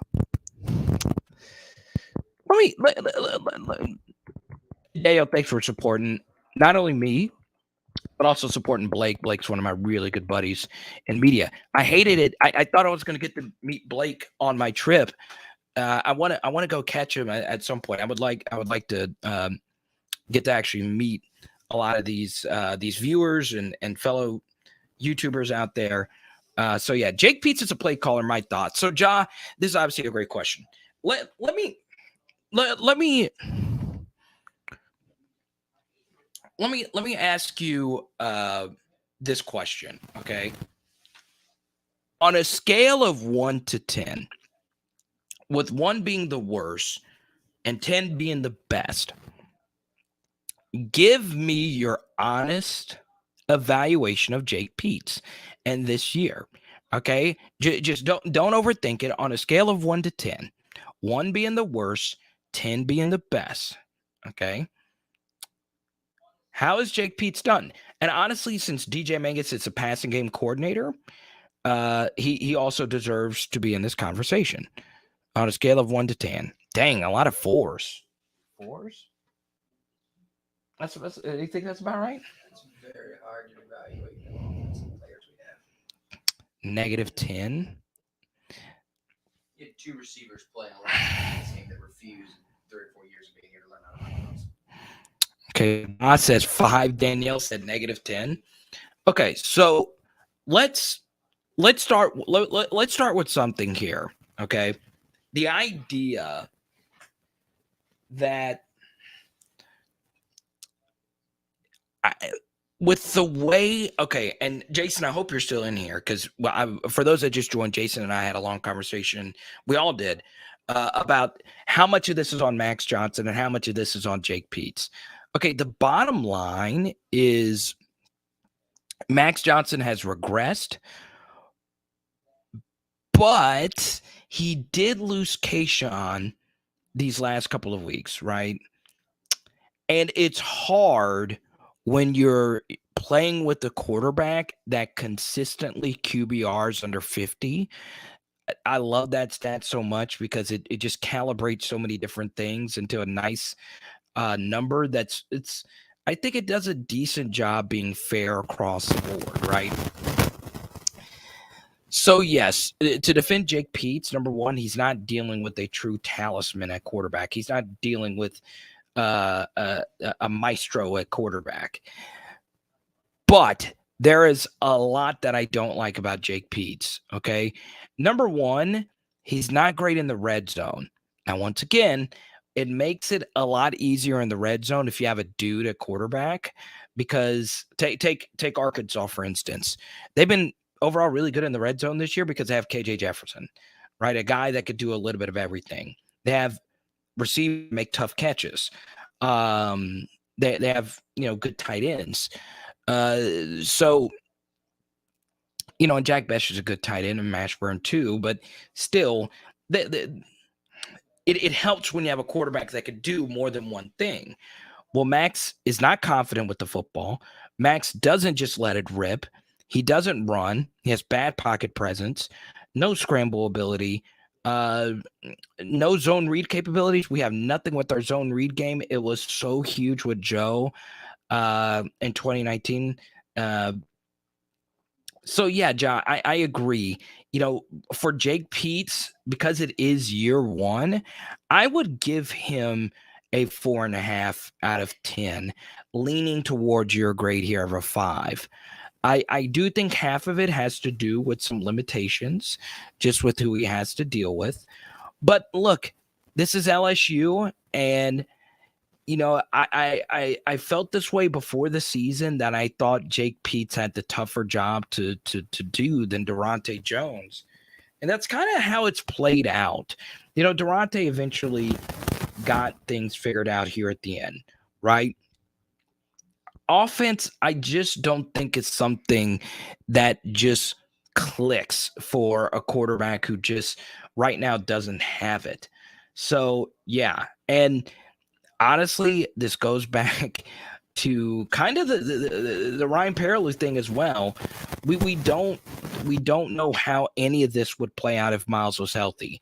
So, there's a lot of things that worked against Jake this year. And another thing is Ed Orgeron as a coach. When you don't know what your coach wants to do on fourth down, it can limit what you can do as a play caller, right? So the games that Jake Peets was excellent in, Florida, no doubt. Mississippi State, no doubt.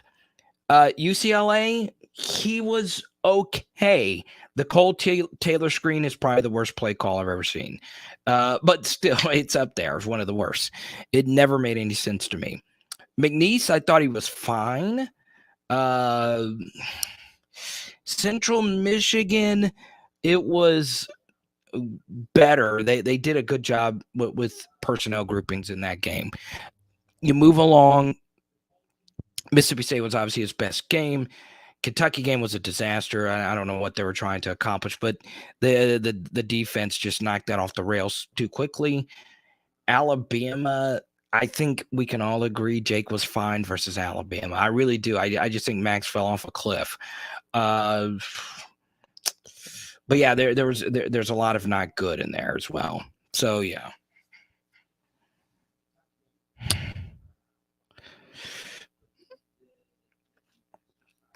My thing is knowing our current inconsistency at the position is why Brandon is transferring.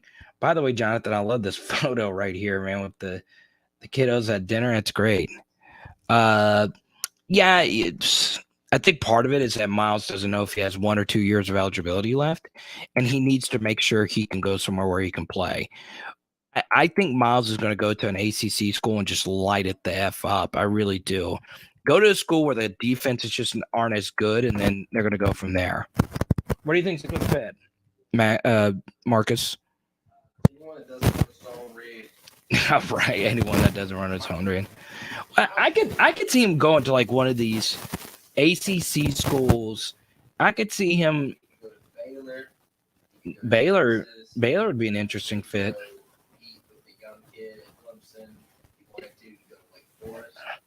Oh, him running the Wake Forest, the claw fence would be very interesting. I'll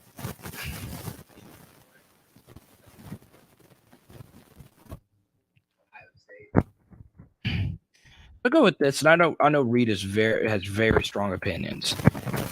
This is one I agree with to a certain degree. I do think a lot of what we saw today. I do think. I don't know, because man, none of what's happened this year makes any sense. And yeah, I mean, that's all there is to it. This was one of the few games where Vegas just got the line like right on the money. But LSU normally plays these chaotic games that you just don't really even know what's going to happen. We ran an offense today built for Jalen Hurts. We don't have Jalen Hurts. That is interesting. We built. Marcus said we ran an offense today that Jalen Hurts. I agree with that. Brought things in and threatened leverage, and ran read option between two players, neither of whom could stress leverage horizontally. Oh man. We built an offense for a run first quarterback, and then didn't have a run first quarterback. Coach O, Guinness Book of World Records, most hand claps by $17 million college football coach in a single game. KB, I love it. Brennan is transferring because of all the uncertainty. Is he going to get pulled? Yeah, I agree with that. If you fire Ed, though, who would be the interim? Well, I mean, all that's been decided. But what I would have done, Pegasus, is just give it to somebody. Yeah, I would have given it to a coordinator, or Mickey or somebody.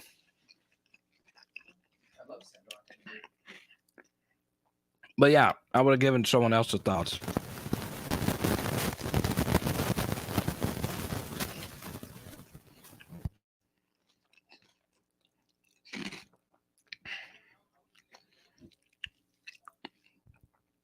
Tell me this.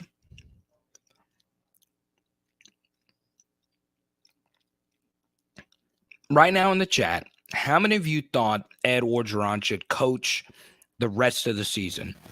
As I eat this piece of chicken, how many of you thought Ed Orgeron should have coached the rest of the year?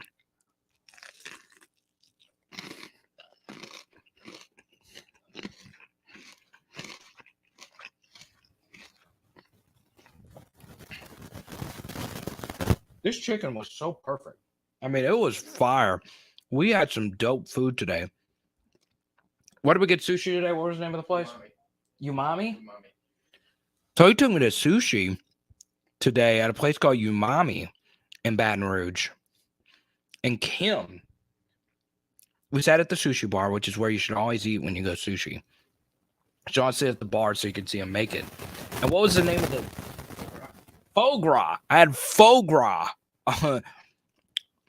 on my sushi day. It was excellent.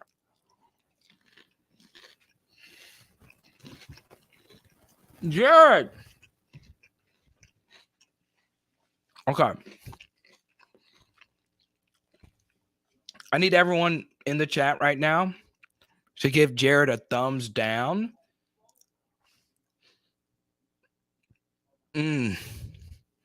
Jared, you were supposed to be in this photo.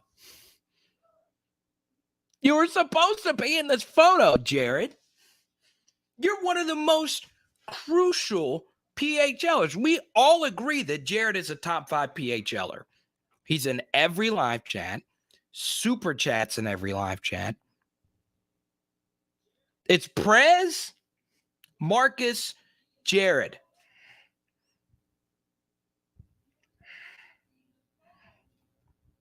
Jared.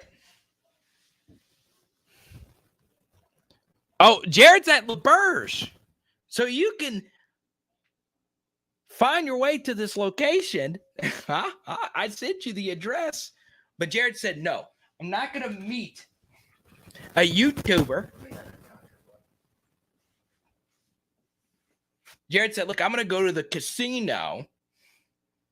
He might have been on the other side of contra flip. He could have been. KO, I'm mad at you too. All KO does in the chat is try to fight people from New Orleans. KO is in the chat a few weeks ago, for those that don't know. It's like, OP is here, and I'm ready to throw some hands for the OP. I love it, man. You chose a meat spot 3 miles away. So, we are at the Greek Amphitheater. The Greek Amphitheater, which is right in the heart of campus. The Greek Amphitheater has its own Wikipedia page. I chose one of the most visual places that is not crowded. And it's on Google Maps. And it's on Google Maps. But Jared said no. Jared decided to tailgate in Jerusalem. I typed in the address and it said Jerusalem. And instead of giving me a car option, it said, would you like to go by camel or helicopter? That's how far you were away from everybody else, Jared. Jared, I want you to look at this photo and say to yourself, oh my God, I missed the PHL meetup. Huh? Jared, I am disappointed I didn't get to see you today. We will do it at the next PHL meetup. And I know I can joke about you because you can handle it. Now, I don't know if everybody can handle it, right? Some people get their feelings hurt. But my feelings were hurt today, Jared, because we need you, right? I think you're even wearing your PHL shirt today. I like Marcus, who didn't wear his PHL shirt. But Marcus went and got a nice new shirt. Didn't wear his PHL shirt, though, today, because I'm not cool enough. Head hung low, man. Well, how about this, Jared? How about I take a phone live stream and we go over to LeBurge and put $10,000 on red. Spin that thing. Or whatever I have in super chats right now. 158 in super chats. Pretty decent. First home game you missed in 3 years, Branson. I just did an interview with you, man. So for those that don't know, Branson interviewed me for his media class, which is probably not a good idea. I'm probably the worst person to interview for media stuff, but it was a lot of fun. It really is. How about Will Campbell? Throw him in the game now. It was good to see Cardell finally play, so I don't have to get asked anymore. Yeah, Danielle. Boom. You want to know something funny, Danielle, though? I was like, hey, we got to get you a PHL shirt. And she was like, no, I just want a regular LSU shirt. And I was like, hey, really? I like my PHL shirt. Everybody that gets a PHL shirt always compliments. So I will be switching merch companies pretty soon. But I think I'm always just going to sell this shirt. I just love this shirt. I really do. So it's going to be.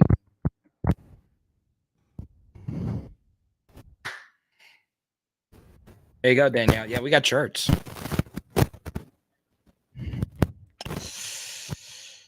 Just pay Joe Brady whatever he wants.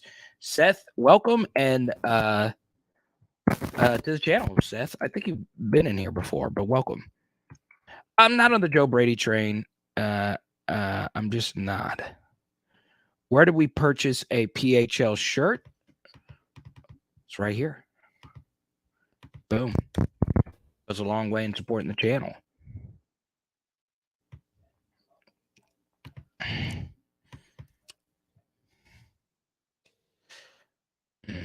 I don't know if today helped or hurt LSU's chances in getting laid. Good question here, Jonathan. What are you hearing when it comes to this hire? I'm hearing exactly what you guys are hearing involving this, but I will tell you this. The one thing that I feel pretty confident about. And I did a video on this a few weeks ago. Here are the names that I like a lot, but I don't think are going to happen. So Lincoln Riley is one of those guys. I also think we are assuming that Mel Tucker views the LSU job like we view the LSU job, simply because Mel Tucker spent a year under Saban here. That probably means a lot. That, coaches always say that. Whenever I come back to so-and-so, it does mean a lot because, it's part of the stepping stone in a very arduous and tough career, right? The one thing I will say is when you actually connect the dots, it's tougher to see why would Mel Tucker leave Michigan State to go to LSU. A lot of what he values and what a lot of coaches value is stability. Do I like my athletic director? How much autonomy do I have in my job? And what does this job really mean to me? Okay. So when you actually connect this all together, and I know I'm rehashing a video from a few weeks ago, Mel Tucker was made the 13th highest paid coach this year before he ever had a winning season. I don't think people quite understand how big of a deal that is, that he was making $1 million a year more than a lot of coaches who had won a lot of games for the universities. Like, that's huge. Because when he was hired from Colorado, by the way, after only 1 year of being a head coach, they made his salary go from $2 to $5 million. Then his salary went to $5 to $5.5 million. And from what I'm hearing, and I actually did hear this from someone that I do respect a lot, they reached out to me and they said that Mel Tucker does have a deal on the way. And once again, I'm not a big source report. It's just not my thing. But if it is true, Mel Tucker likes his AD, not as high pressure of a job. Also, if for some reason you do magically turn Michigan State into a powerhouse program, you're viewed the same way as Dabo Swinney, right? So I just don't think Mel leaves for LSU. I just don't. I know a lot of you I like Mel a lot too. Even if Mel is the guy, I just don't think it. Now I might get old takes exposed for that because LSU is a better job than Michigan State. And Mel probably can see just from recruiting trends that Michigan State will probably never win a national championship simply because of the recruiting limitations there. But it's possible. It's doable, right? So, yeah.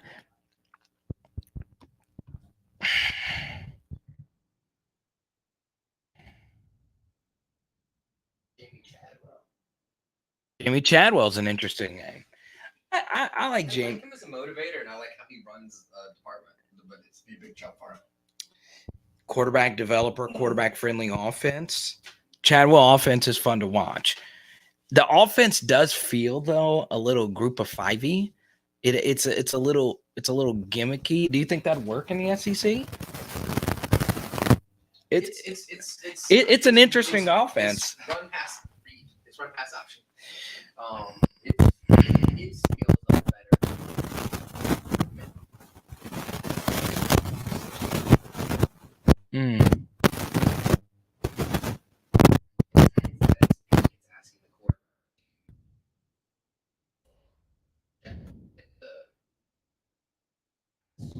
As the play starts.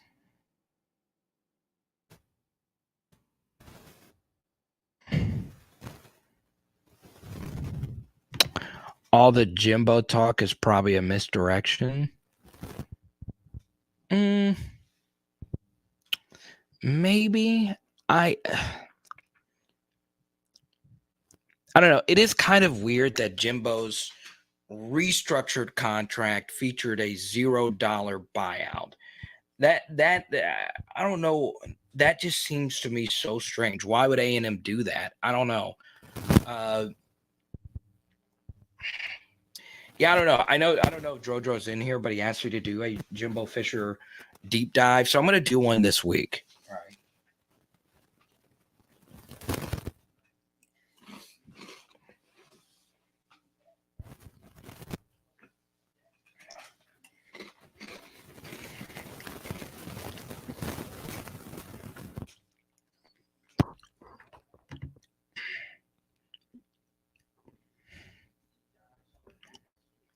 Byron Leftwich, I'd be interested. But once again, I think he's going to be an NFL head coach. I really do. I think a lot of these older coaches are going to retire soon. I think when Brady's done, Bruce Arians is going to let Byron take over the team. So, yeah.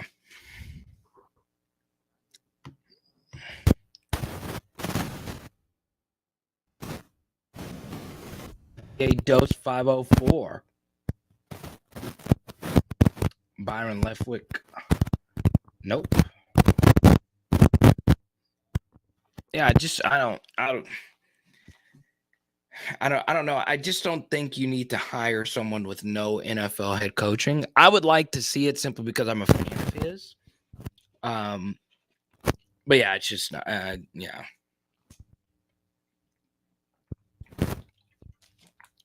But I'll also say this. I cannot stress this aspect of it enough from Fantastic.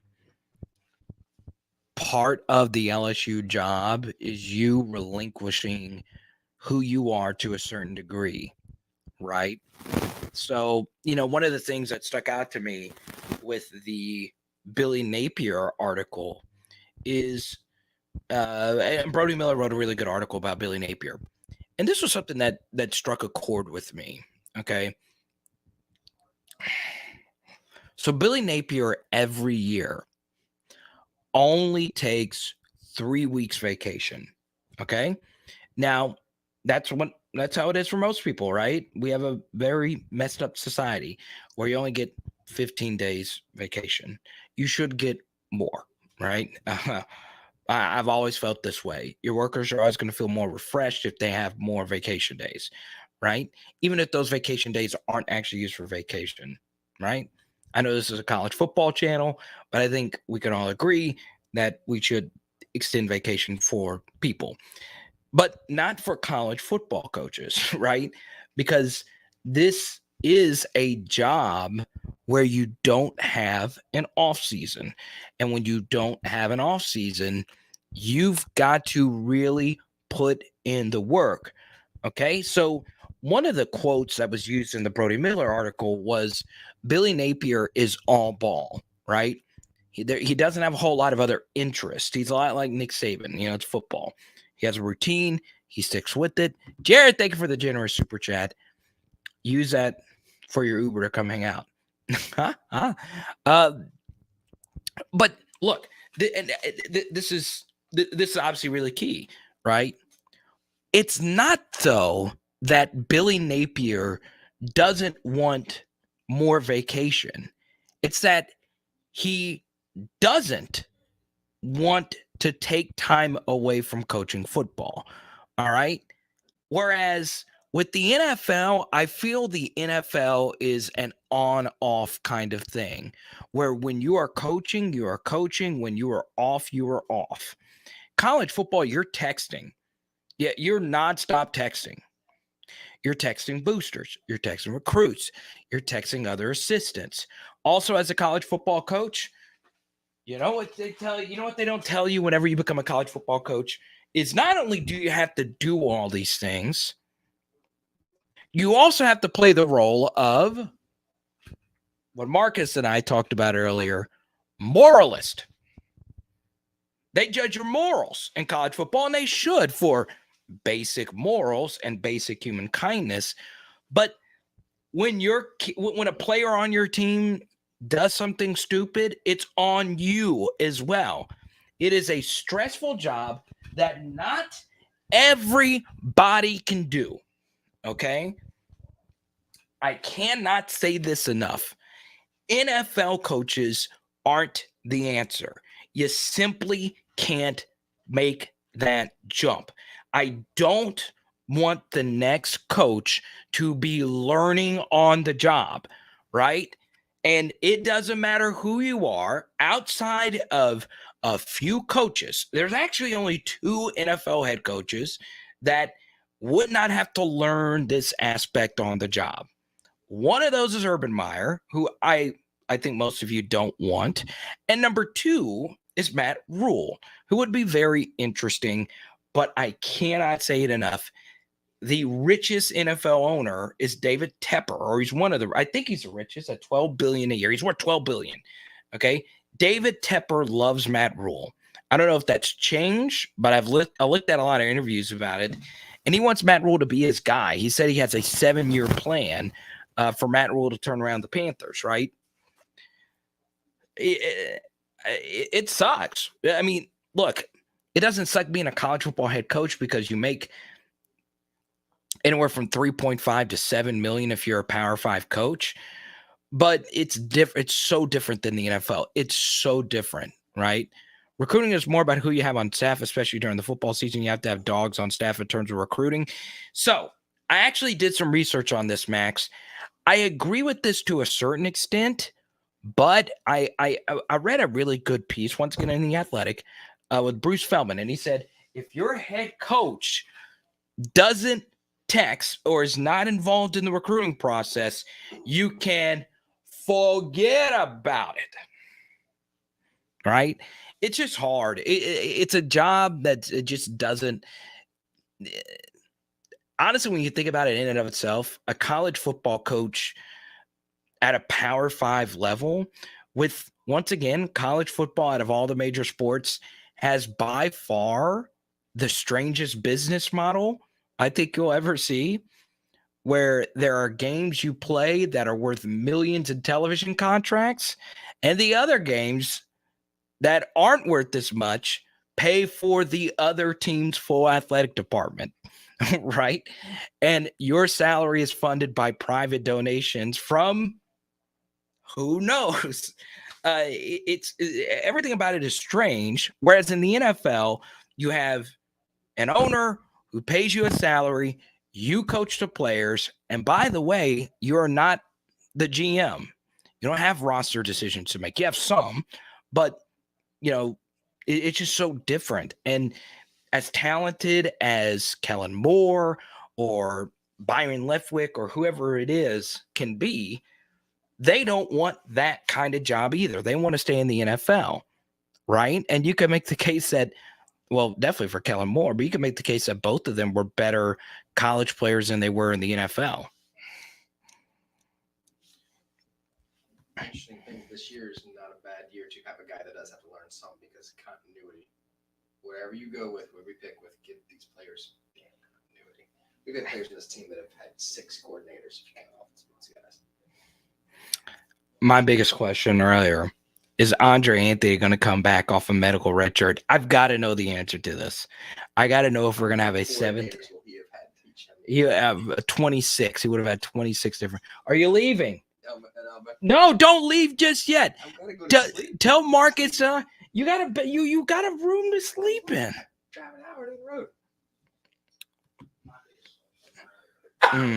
the road. Everyone tell Marcus to not leave.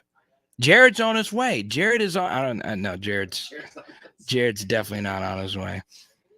All right. So should I well, actually, no. We got to vote. Okay. All right.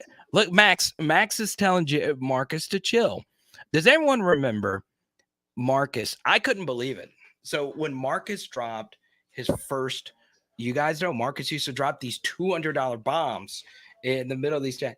After the live chat, Marcus don't even know this. I walked down and Haley started like getting emotional. She was like, there's someone out there that is willing to do something like that. Someone that is very generous. I was like, oh, Haley, I think one day I'm going to get to meet Marcus. And today we got to go to a game. Thanks to, once again, our good friend of the channel, Dr. Ratcliffe, donated these tickets. And ironically, Dr. Ratcliffe is an LSU Tiger in the state of Arkansas. Texted me these tickets. I called Marcus. I was like, Marcus, the only reason our channel had so much success early on is because of Marcus. So it's so cool to actually meet him. I want Marcus to stay until the end of the live chat. Well, we only got 10 more minutes. All right, yeah, 10 more minutes. We got 10 more minutes. Yeah, I'll give you 10 minutes. Yeah. Mike says, Marcus, don't go. Get another round of chicken and waffles. Another round. Good chicken. Max says, chill, Marcus. Chill. Max is one of our number one PHLers as well, as many of you know. Mark, I can't wait to meet you, Max. We got a lot of diehards in New York City. I never thought it's funny. Like we have so many in like the big. I'll share this. He's in Charleston, South Carolina, right? We have so. Is that fine if I share that? Okay, good. Then I got to track you down. At least I don't think so. But we have all these viewers. We have these viewers from all around the country, right? And I always thought that could be a thing where most of our viewers are outside of the state of Louisiana. But we have viewers in New York. We have viewers in Nashville. We got viewers in Austin and all these different places. The Big Mac is back. I've been gone for a while. Oh, man, dude. Wow. Oh, man. I am really, this comment's really heavy. Big Mac. I'm really sorry, man. This is one of the sucky things. I've gotten to know you fairly well just in our chats. I really hate that for you, man. I really do. And we always preach fatherhood on this channel. Yeah, I got to get a sip of water after that, man. I'm really sorry that you lost your father, man. I really, really, really, really sorry. There's nothing I can say. But it's good to have you back. I'll tell you that. It is good to have you back in the chat, man, really. And that's the thing. We're a community. We're always out here are for each other. That was really cool about going out and actually meeting viewers today. Gulfport, Mississippi. Steven, were you at the game today? It's a good photo of you in front of the Tiger. Drop where you're watching this from, everyone. I want to know where you are currently consuming this LSU content. We all know Jared's lost $500 at LaBerge by now. He's going to regret not having come hang out. Root farm to go up a million to help you get in the studio. Yeah, man. Valdosta, Georgia. Big Mac, if you're on Twitter or Instagram, at Carter the Power, I want to send you some stuff, man. I'm going to send you some booger bands and some stuff. Yeah, I really hate that, man. One of our viewers recently lost his child, and we sent him something. So we want to do the same anytime anyone goes through that. It's just a small little token of appreciation for you, Big Mac. Being vulnerable. I think that's very, key. Pineville. I like it, man. I love Pineville, man. Louisiana College. So once again, Big Mac, hit me up. If you're on Twitter or Instagram, at Carter the Power is where you can find me. Shoot me a DM on there, or you can shoot me an email, powerhourlsu@gmail.com, and I'm going to connect with me. I'm going to send you some booger bands. You can ask anybody that gets them, man. Bug the dog. We lost her earlier this year, my dear beloved. These bands will give you strength. I promise you. I know someone's going to say, no, they're just rubber bands. They don't give you strength. Ask anyone that has a booger band. It gives you strength. Like chicken and waffles and Marcus's beard. It gives you strength. Isn't that right, Marcus? And sushi with, what is it? Fugogi? Foie gras. What is foie gras? It's goose? That was goose? I ate sushi with goose on it. But don't you notice whenever you go to a restaurant, they don't ever just tell you what it is. Right? So I go to the restaurant and I see them with the torch. They put little filet mignon strips on the top of these sushi rolls, right? And then they get these little, you want to know why they have to call it foie gras or whatever? They have to call it foie gras because they're these little balls. Exactly, Max. Okay, so someone has finally called this out. Where the F has Marcus been? He's been ghost. Max is calling you out. He's been working. I know, Max. I called him out. I called him the other day. I was like, Matt, I have been getting a lot of messages about Marcus. They're like, hey, is Marcus Okay, Marcus used to dominate our chats. But no. We have to lure Marcus back in with a football thing. No, so Marcus and I go to the sushi place, right? You want to know why they got to call it foie gras, though? You want to know why? Because they're little balls made of goose. So they got to give it a cool name like foie gras, because you can't order sushi and says, yeah, we're going to put some goose balls on this. Huh? You can't say, yeah, I like this sushi roll. Just throw some goose balls on it. Some what? I bet you the goose balls. I bet you the goose ball inventors. They're like, God, we can't call these things goose balls. Number one, I don't even know if goose have, but foie gras. I hate, you know what? I hate food that has fancy names, right? I hate food that doesn't have like names that are like that doesn't have basic names. My favorite thing, I hate meatloaf, but meatloaf is exactly what it's described. It's meat in loaf form. Okay. When I ate my foie gras, sometimes though you do have to change the names now that I think about it, because Kim, who was our wonderful sushi master, he was cutting it up and he was just doing 1,000 rolls at once. I could see why he had to say foie gras, because if I was eating the sushi and I said to myself, okay, look, the goose balls are just amazing, doesn't sound as wonderful. But anyway, back to LSU talk. This is a key. If I go on a diatribe, if you super chat, go to a new topic. Back to LSU football. Predict the next coach of LSU with all things considered. Marcus, go. 5, 4, 3, 2, 1. Most likely. I have to agree. Either Freeman, Arrow, Graham Harrell? Graham Harrell's a head coach. Put him a young team anyway. Graham Harrell is a head coach? I haven't heard that name. That'd be interesting. So Marcus said Lane Kiffin. I think right now Lane Kiffin is the most likely candidate. But then again, Ole Miss to LSU is a step up, right? How big of a step up isn't as drastic as it once was.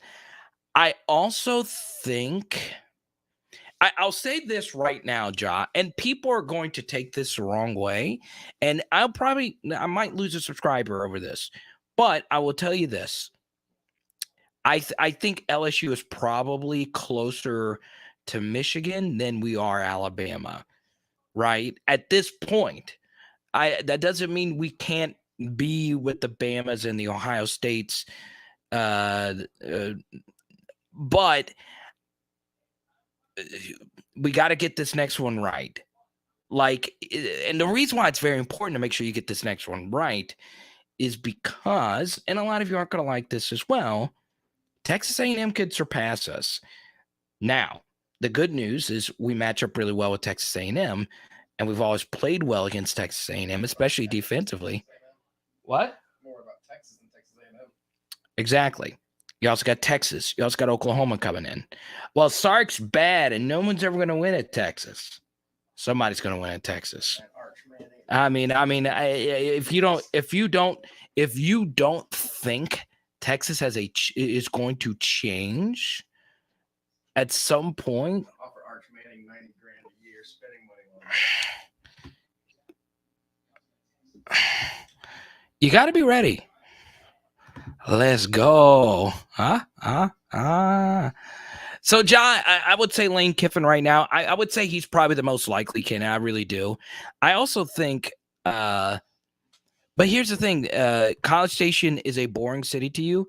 It was to me too. I was fine with College Station. It wasn't like Athens or Fayetteville, but it's fine. But I'll tell you this. Do college football players go to a college based on if the city is good or not? No.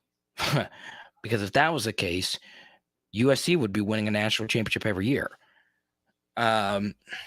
So yeah, I mean, music, I got to say this. If it is Urban Meyer, music has been hammering home this point with probably the most basic name and avatar ever. His name is just Music with an M. Okay? If your name was Music, at least have music, a treble clef or a staccato, right? Or a fermata, something that has to do with music. What's the musical note? The musical in a fermata? Are you a music guy? Like a fermata is like the eyebrow over the dot. Have like a music thing. Maybe a picture of the greatest musician of all time, Cisco. Have something. Something. Yeah, I'm calling out your avatar. Calling out your avatar and your name. You can't have a name. You can't have a name like Music and then just be like, oh, it's just an M. That's all music is. It's a big old M.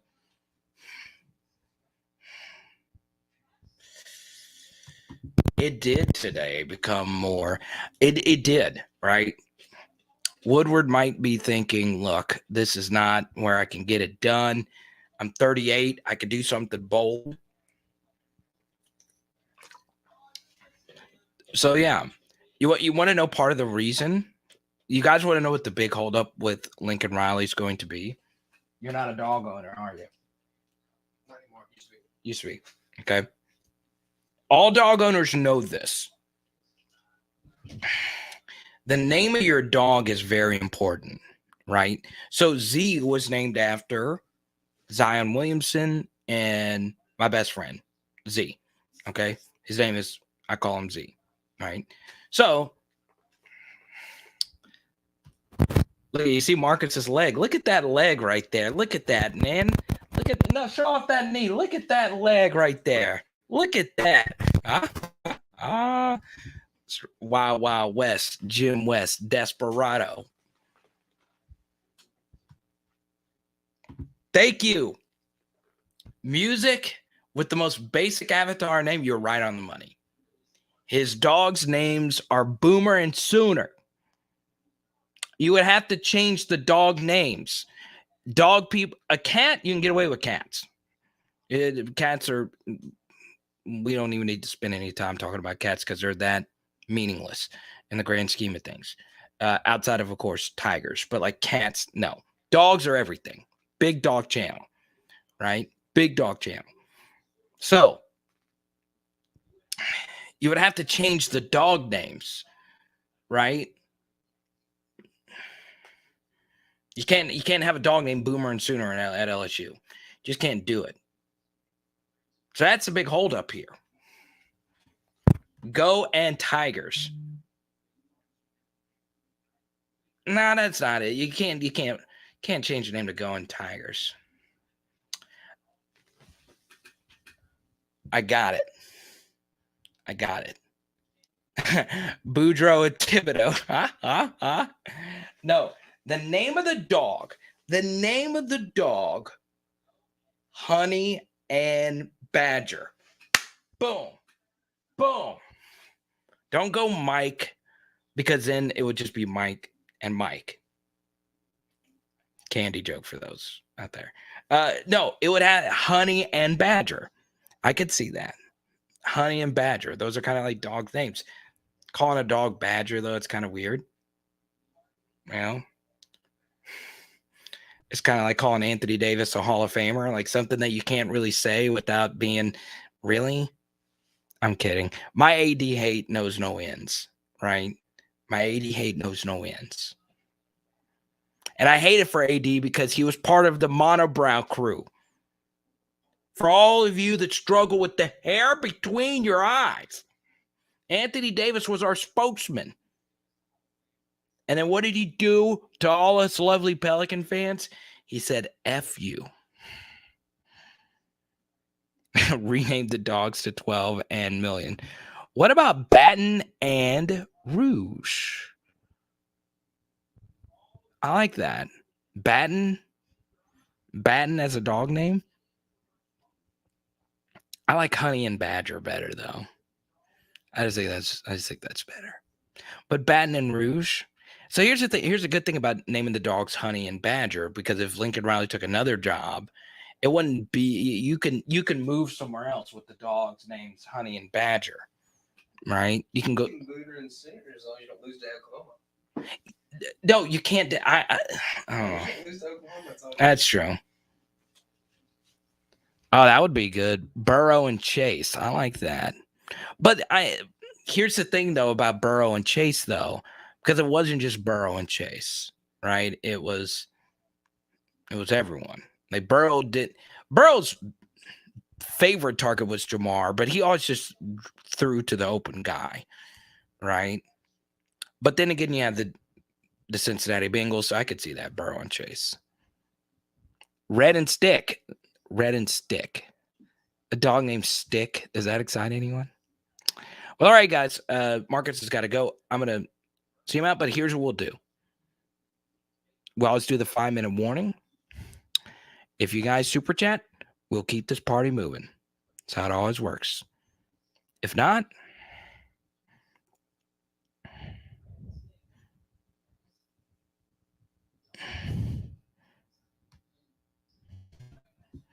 let's see. Danielle gave us an order. Okay, let me see. I know I've missed a lot of comments today. That's why it's so important to super chat. These post-game chats get crazy. Marcus has seen it. Have you? You've seen this, right? It just goes, and then I have to actually look at the YouTube thing, and then it goes. Okay, let's see. Let's end this poll right here. 138 polls, voters. Let's see here. Okay.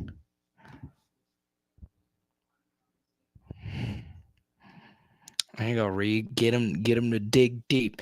Just get that lint out of your pocket and just sprinkle it like the Salt Bay, and the super chat will magically pop up. Appreciate the chat, guys.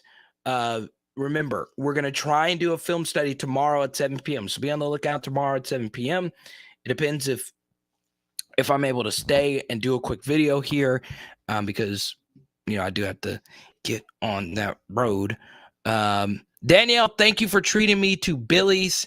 I'll give you a full report on the live stream Tuesday night, and I will let Haley know that you are trying to hook up my my very beautiful hey with some boudin.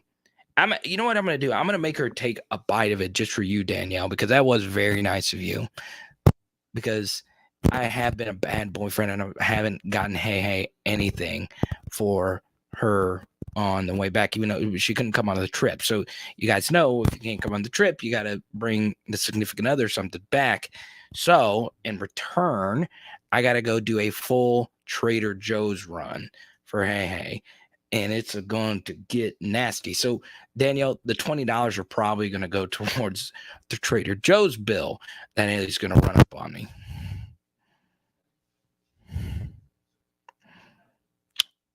All right, guys.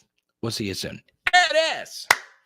I do feel like we got to end the live chat with this right here. Next meetup, it's going to be so much fun. Be on the lookout for it. It is Power Hour LSU. Boom! I'm about to get more chicken and waffles. Let's go.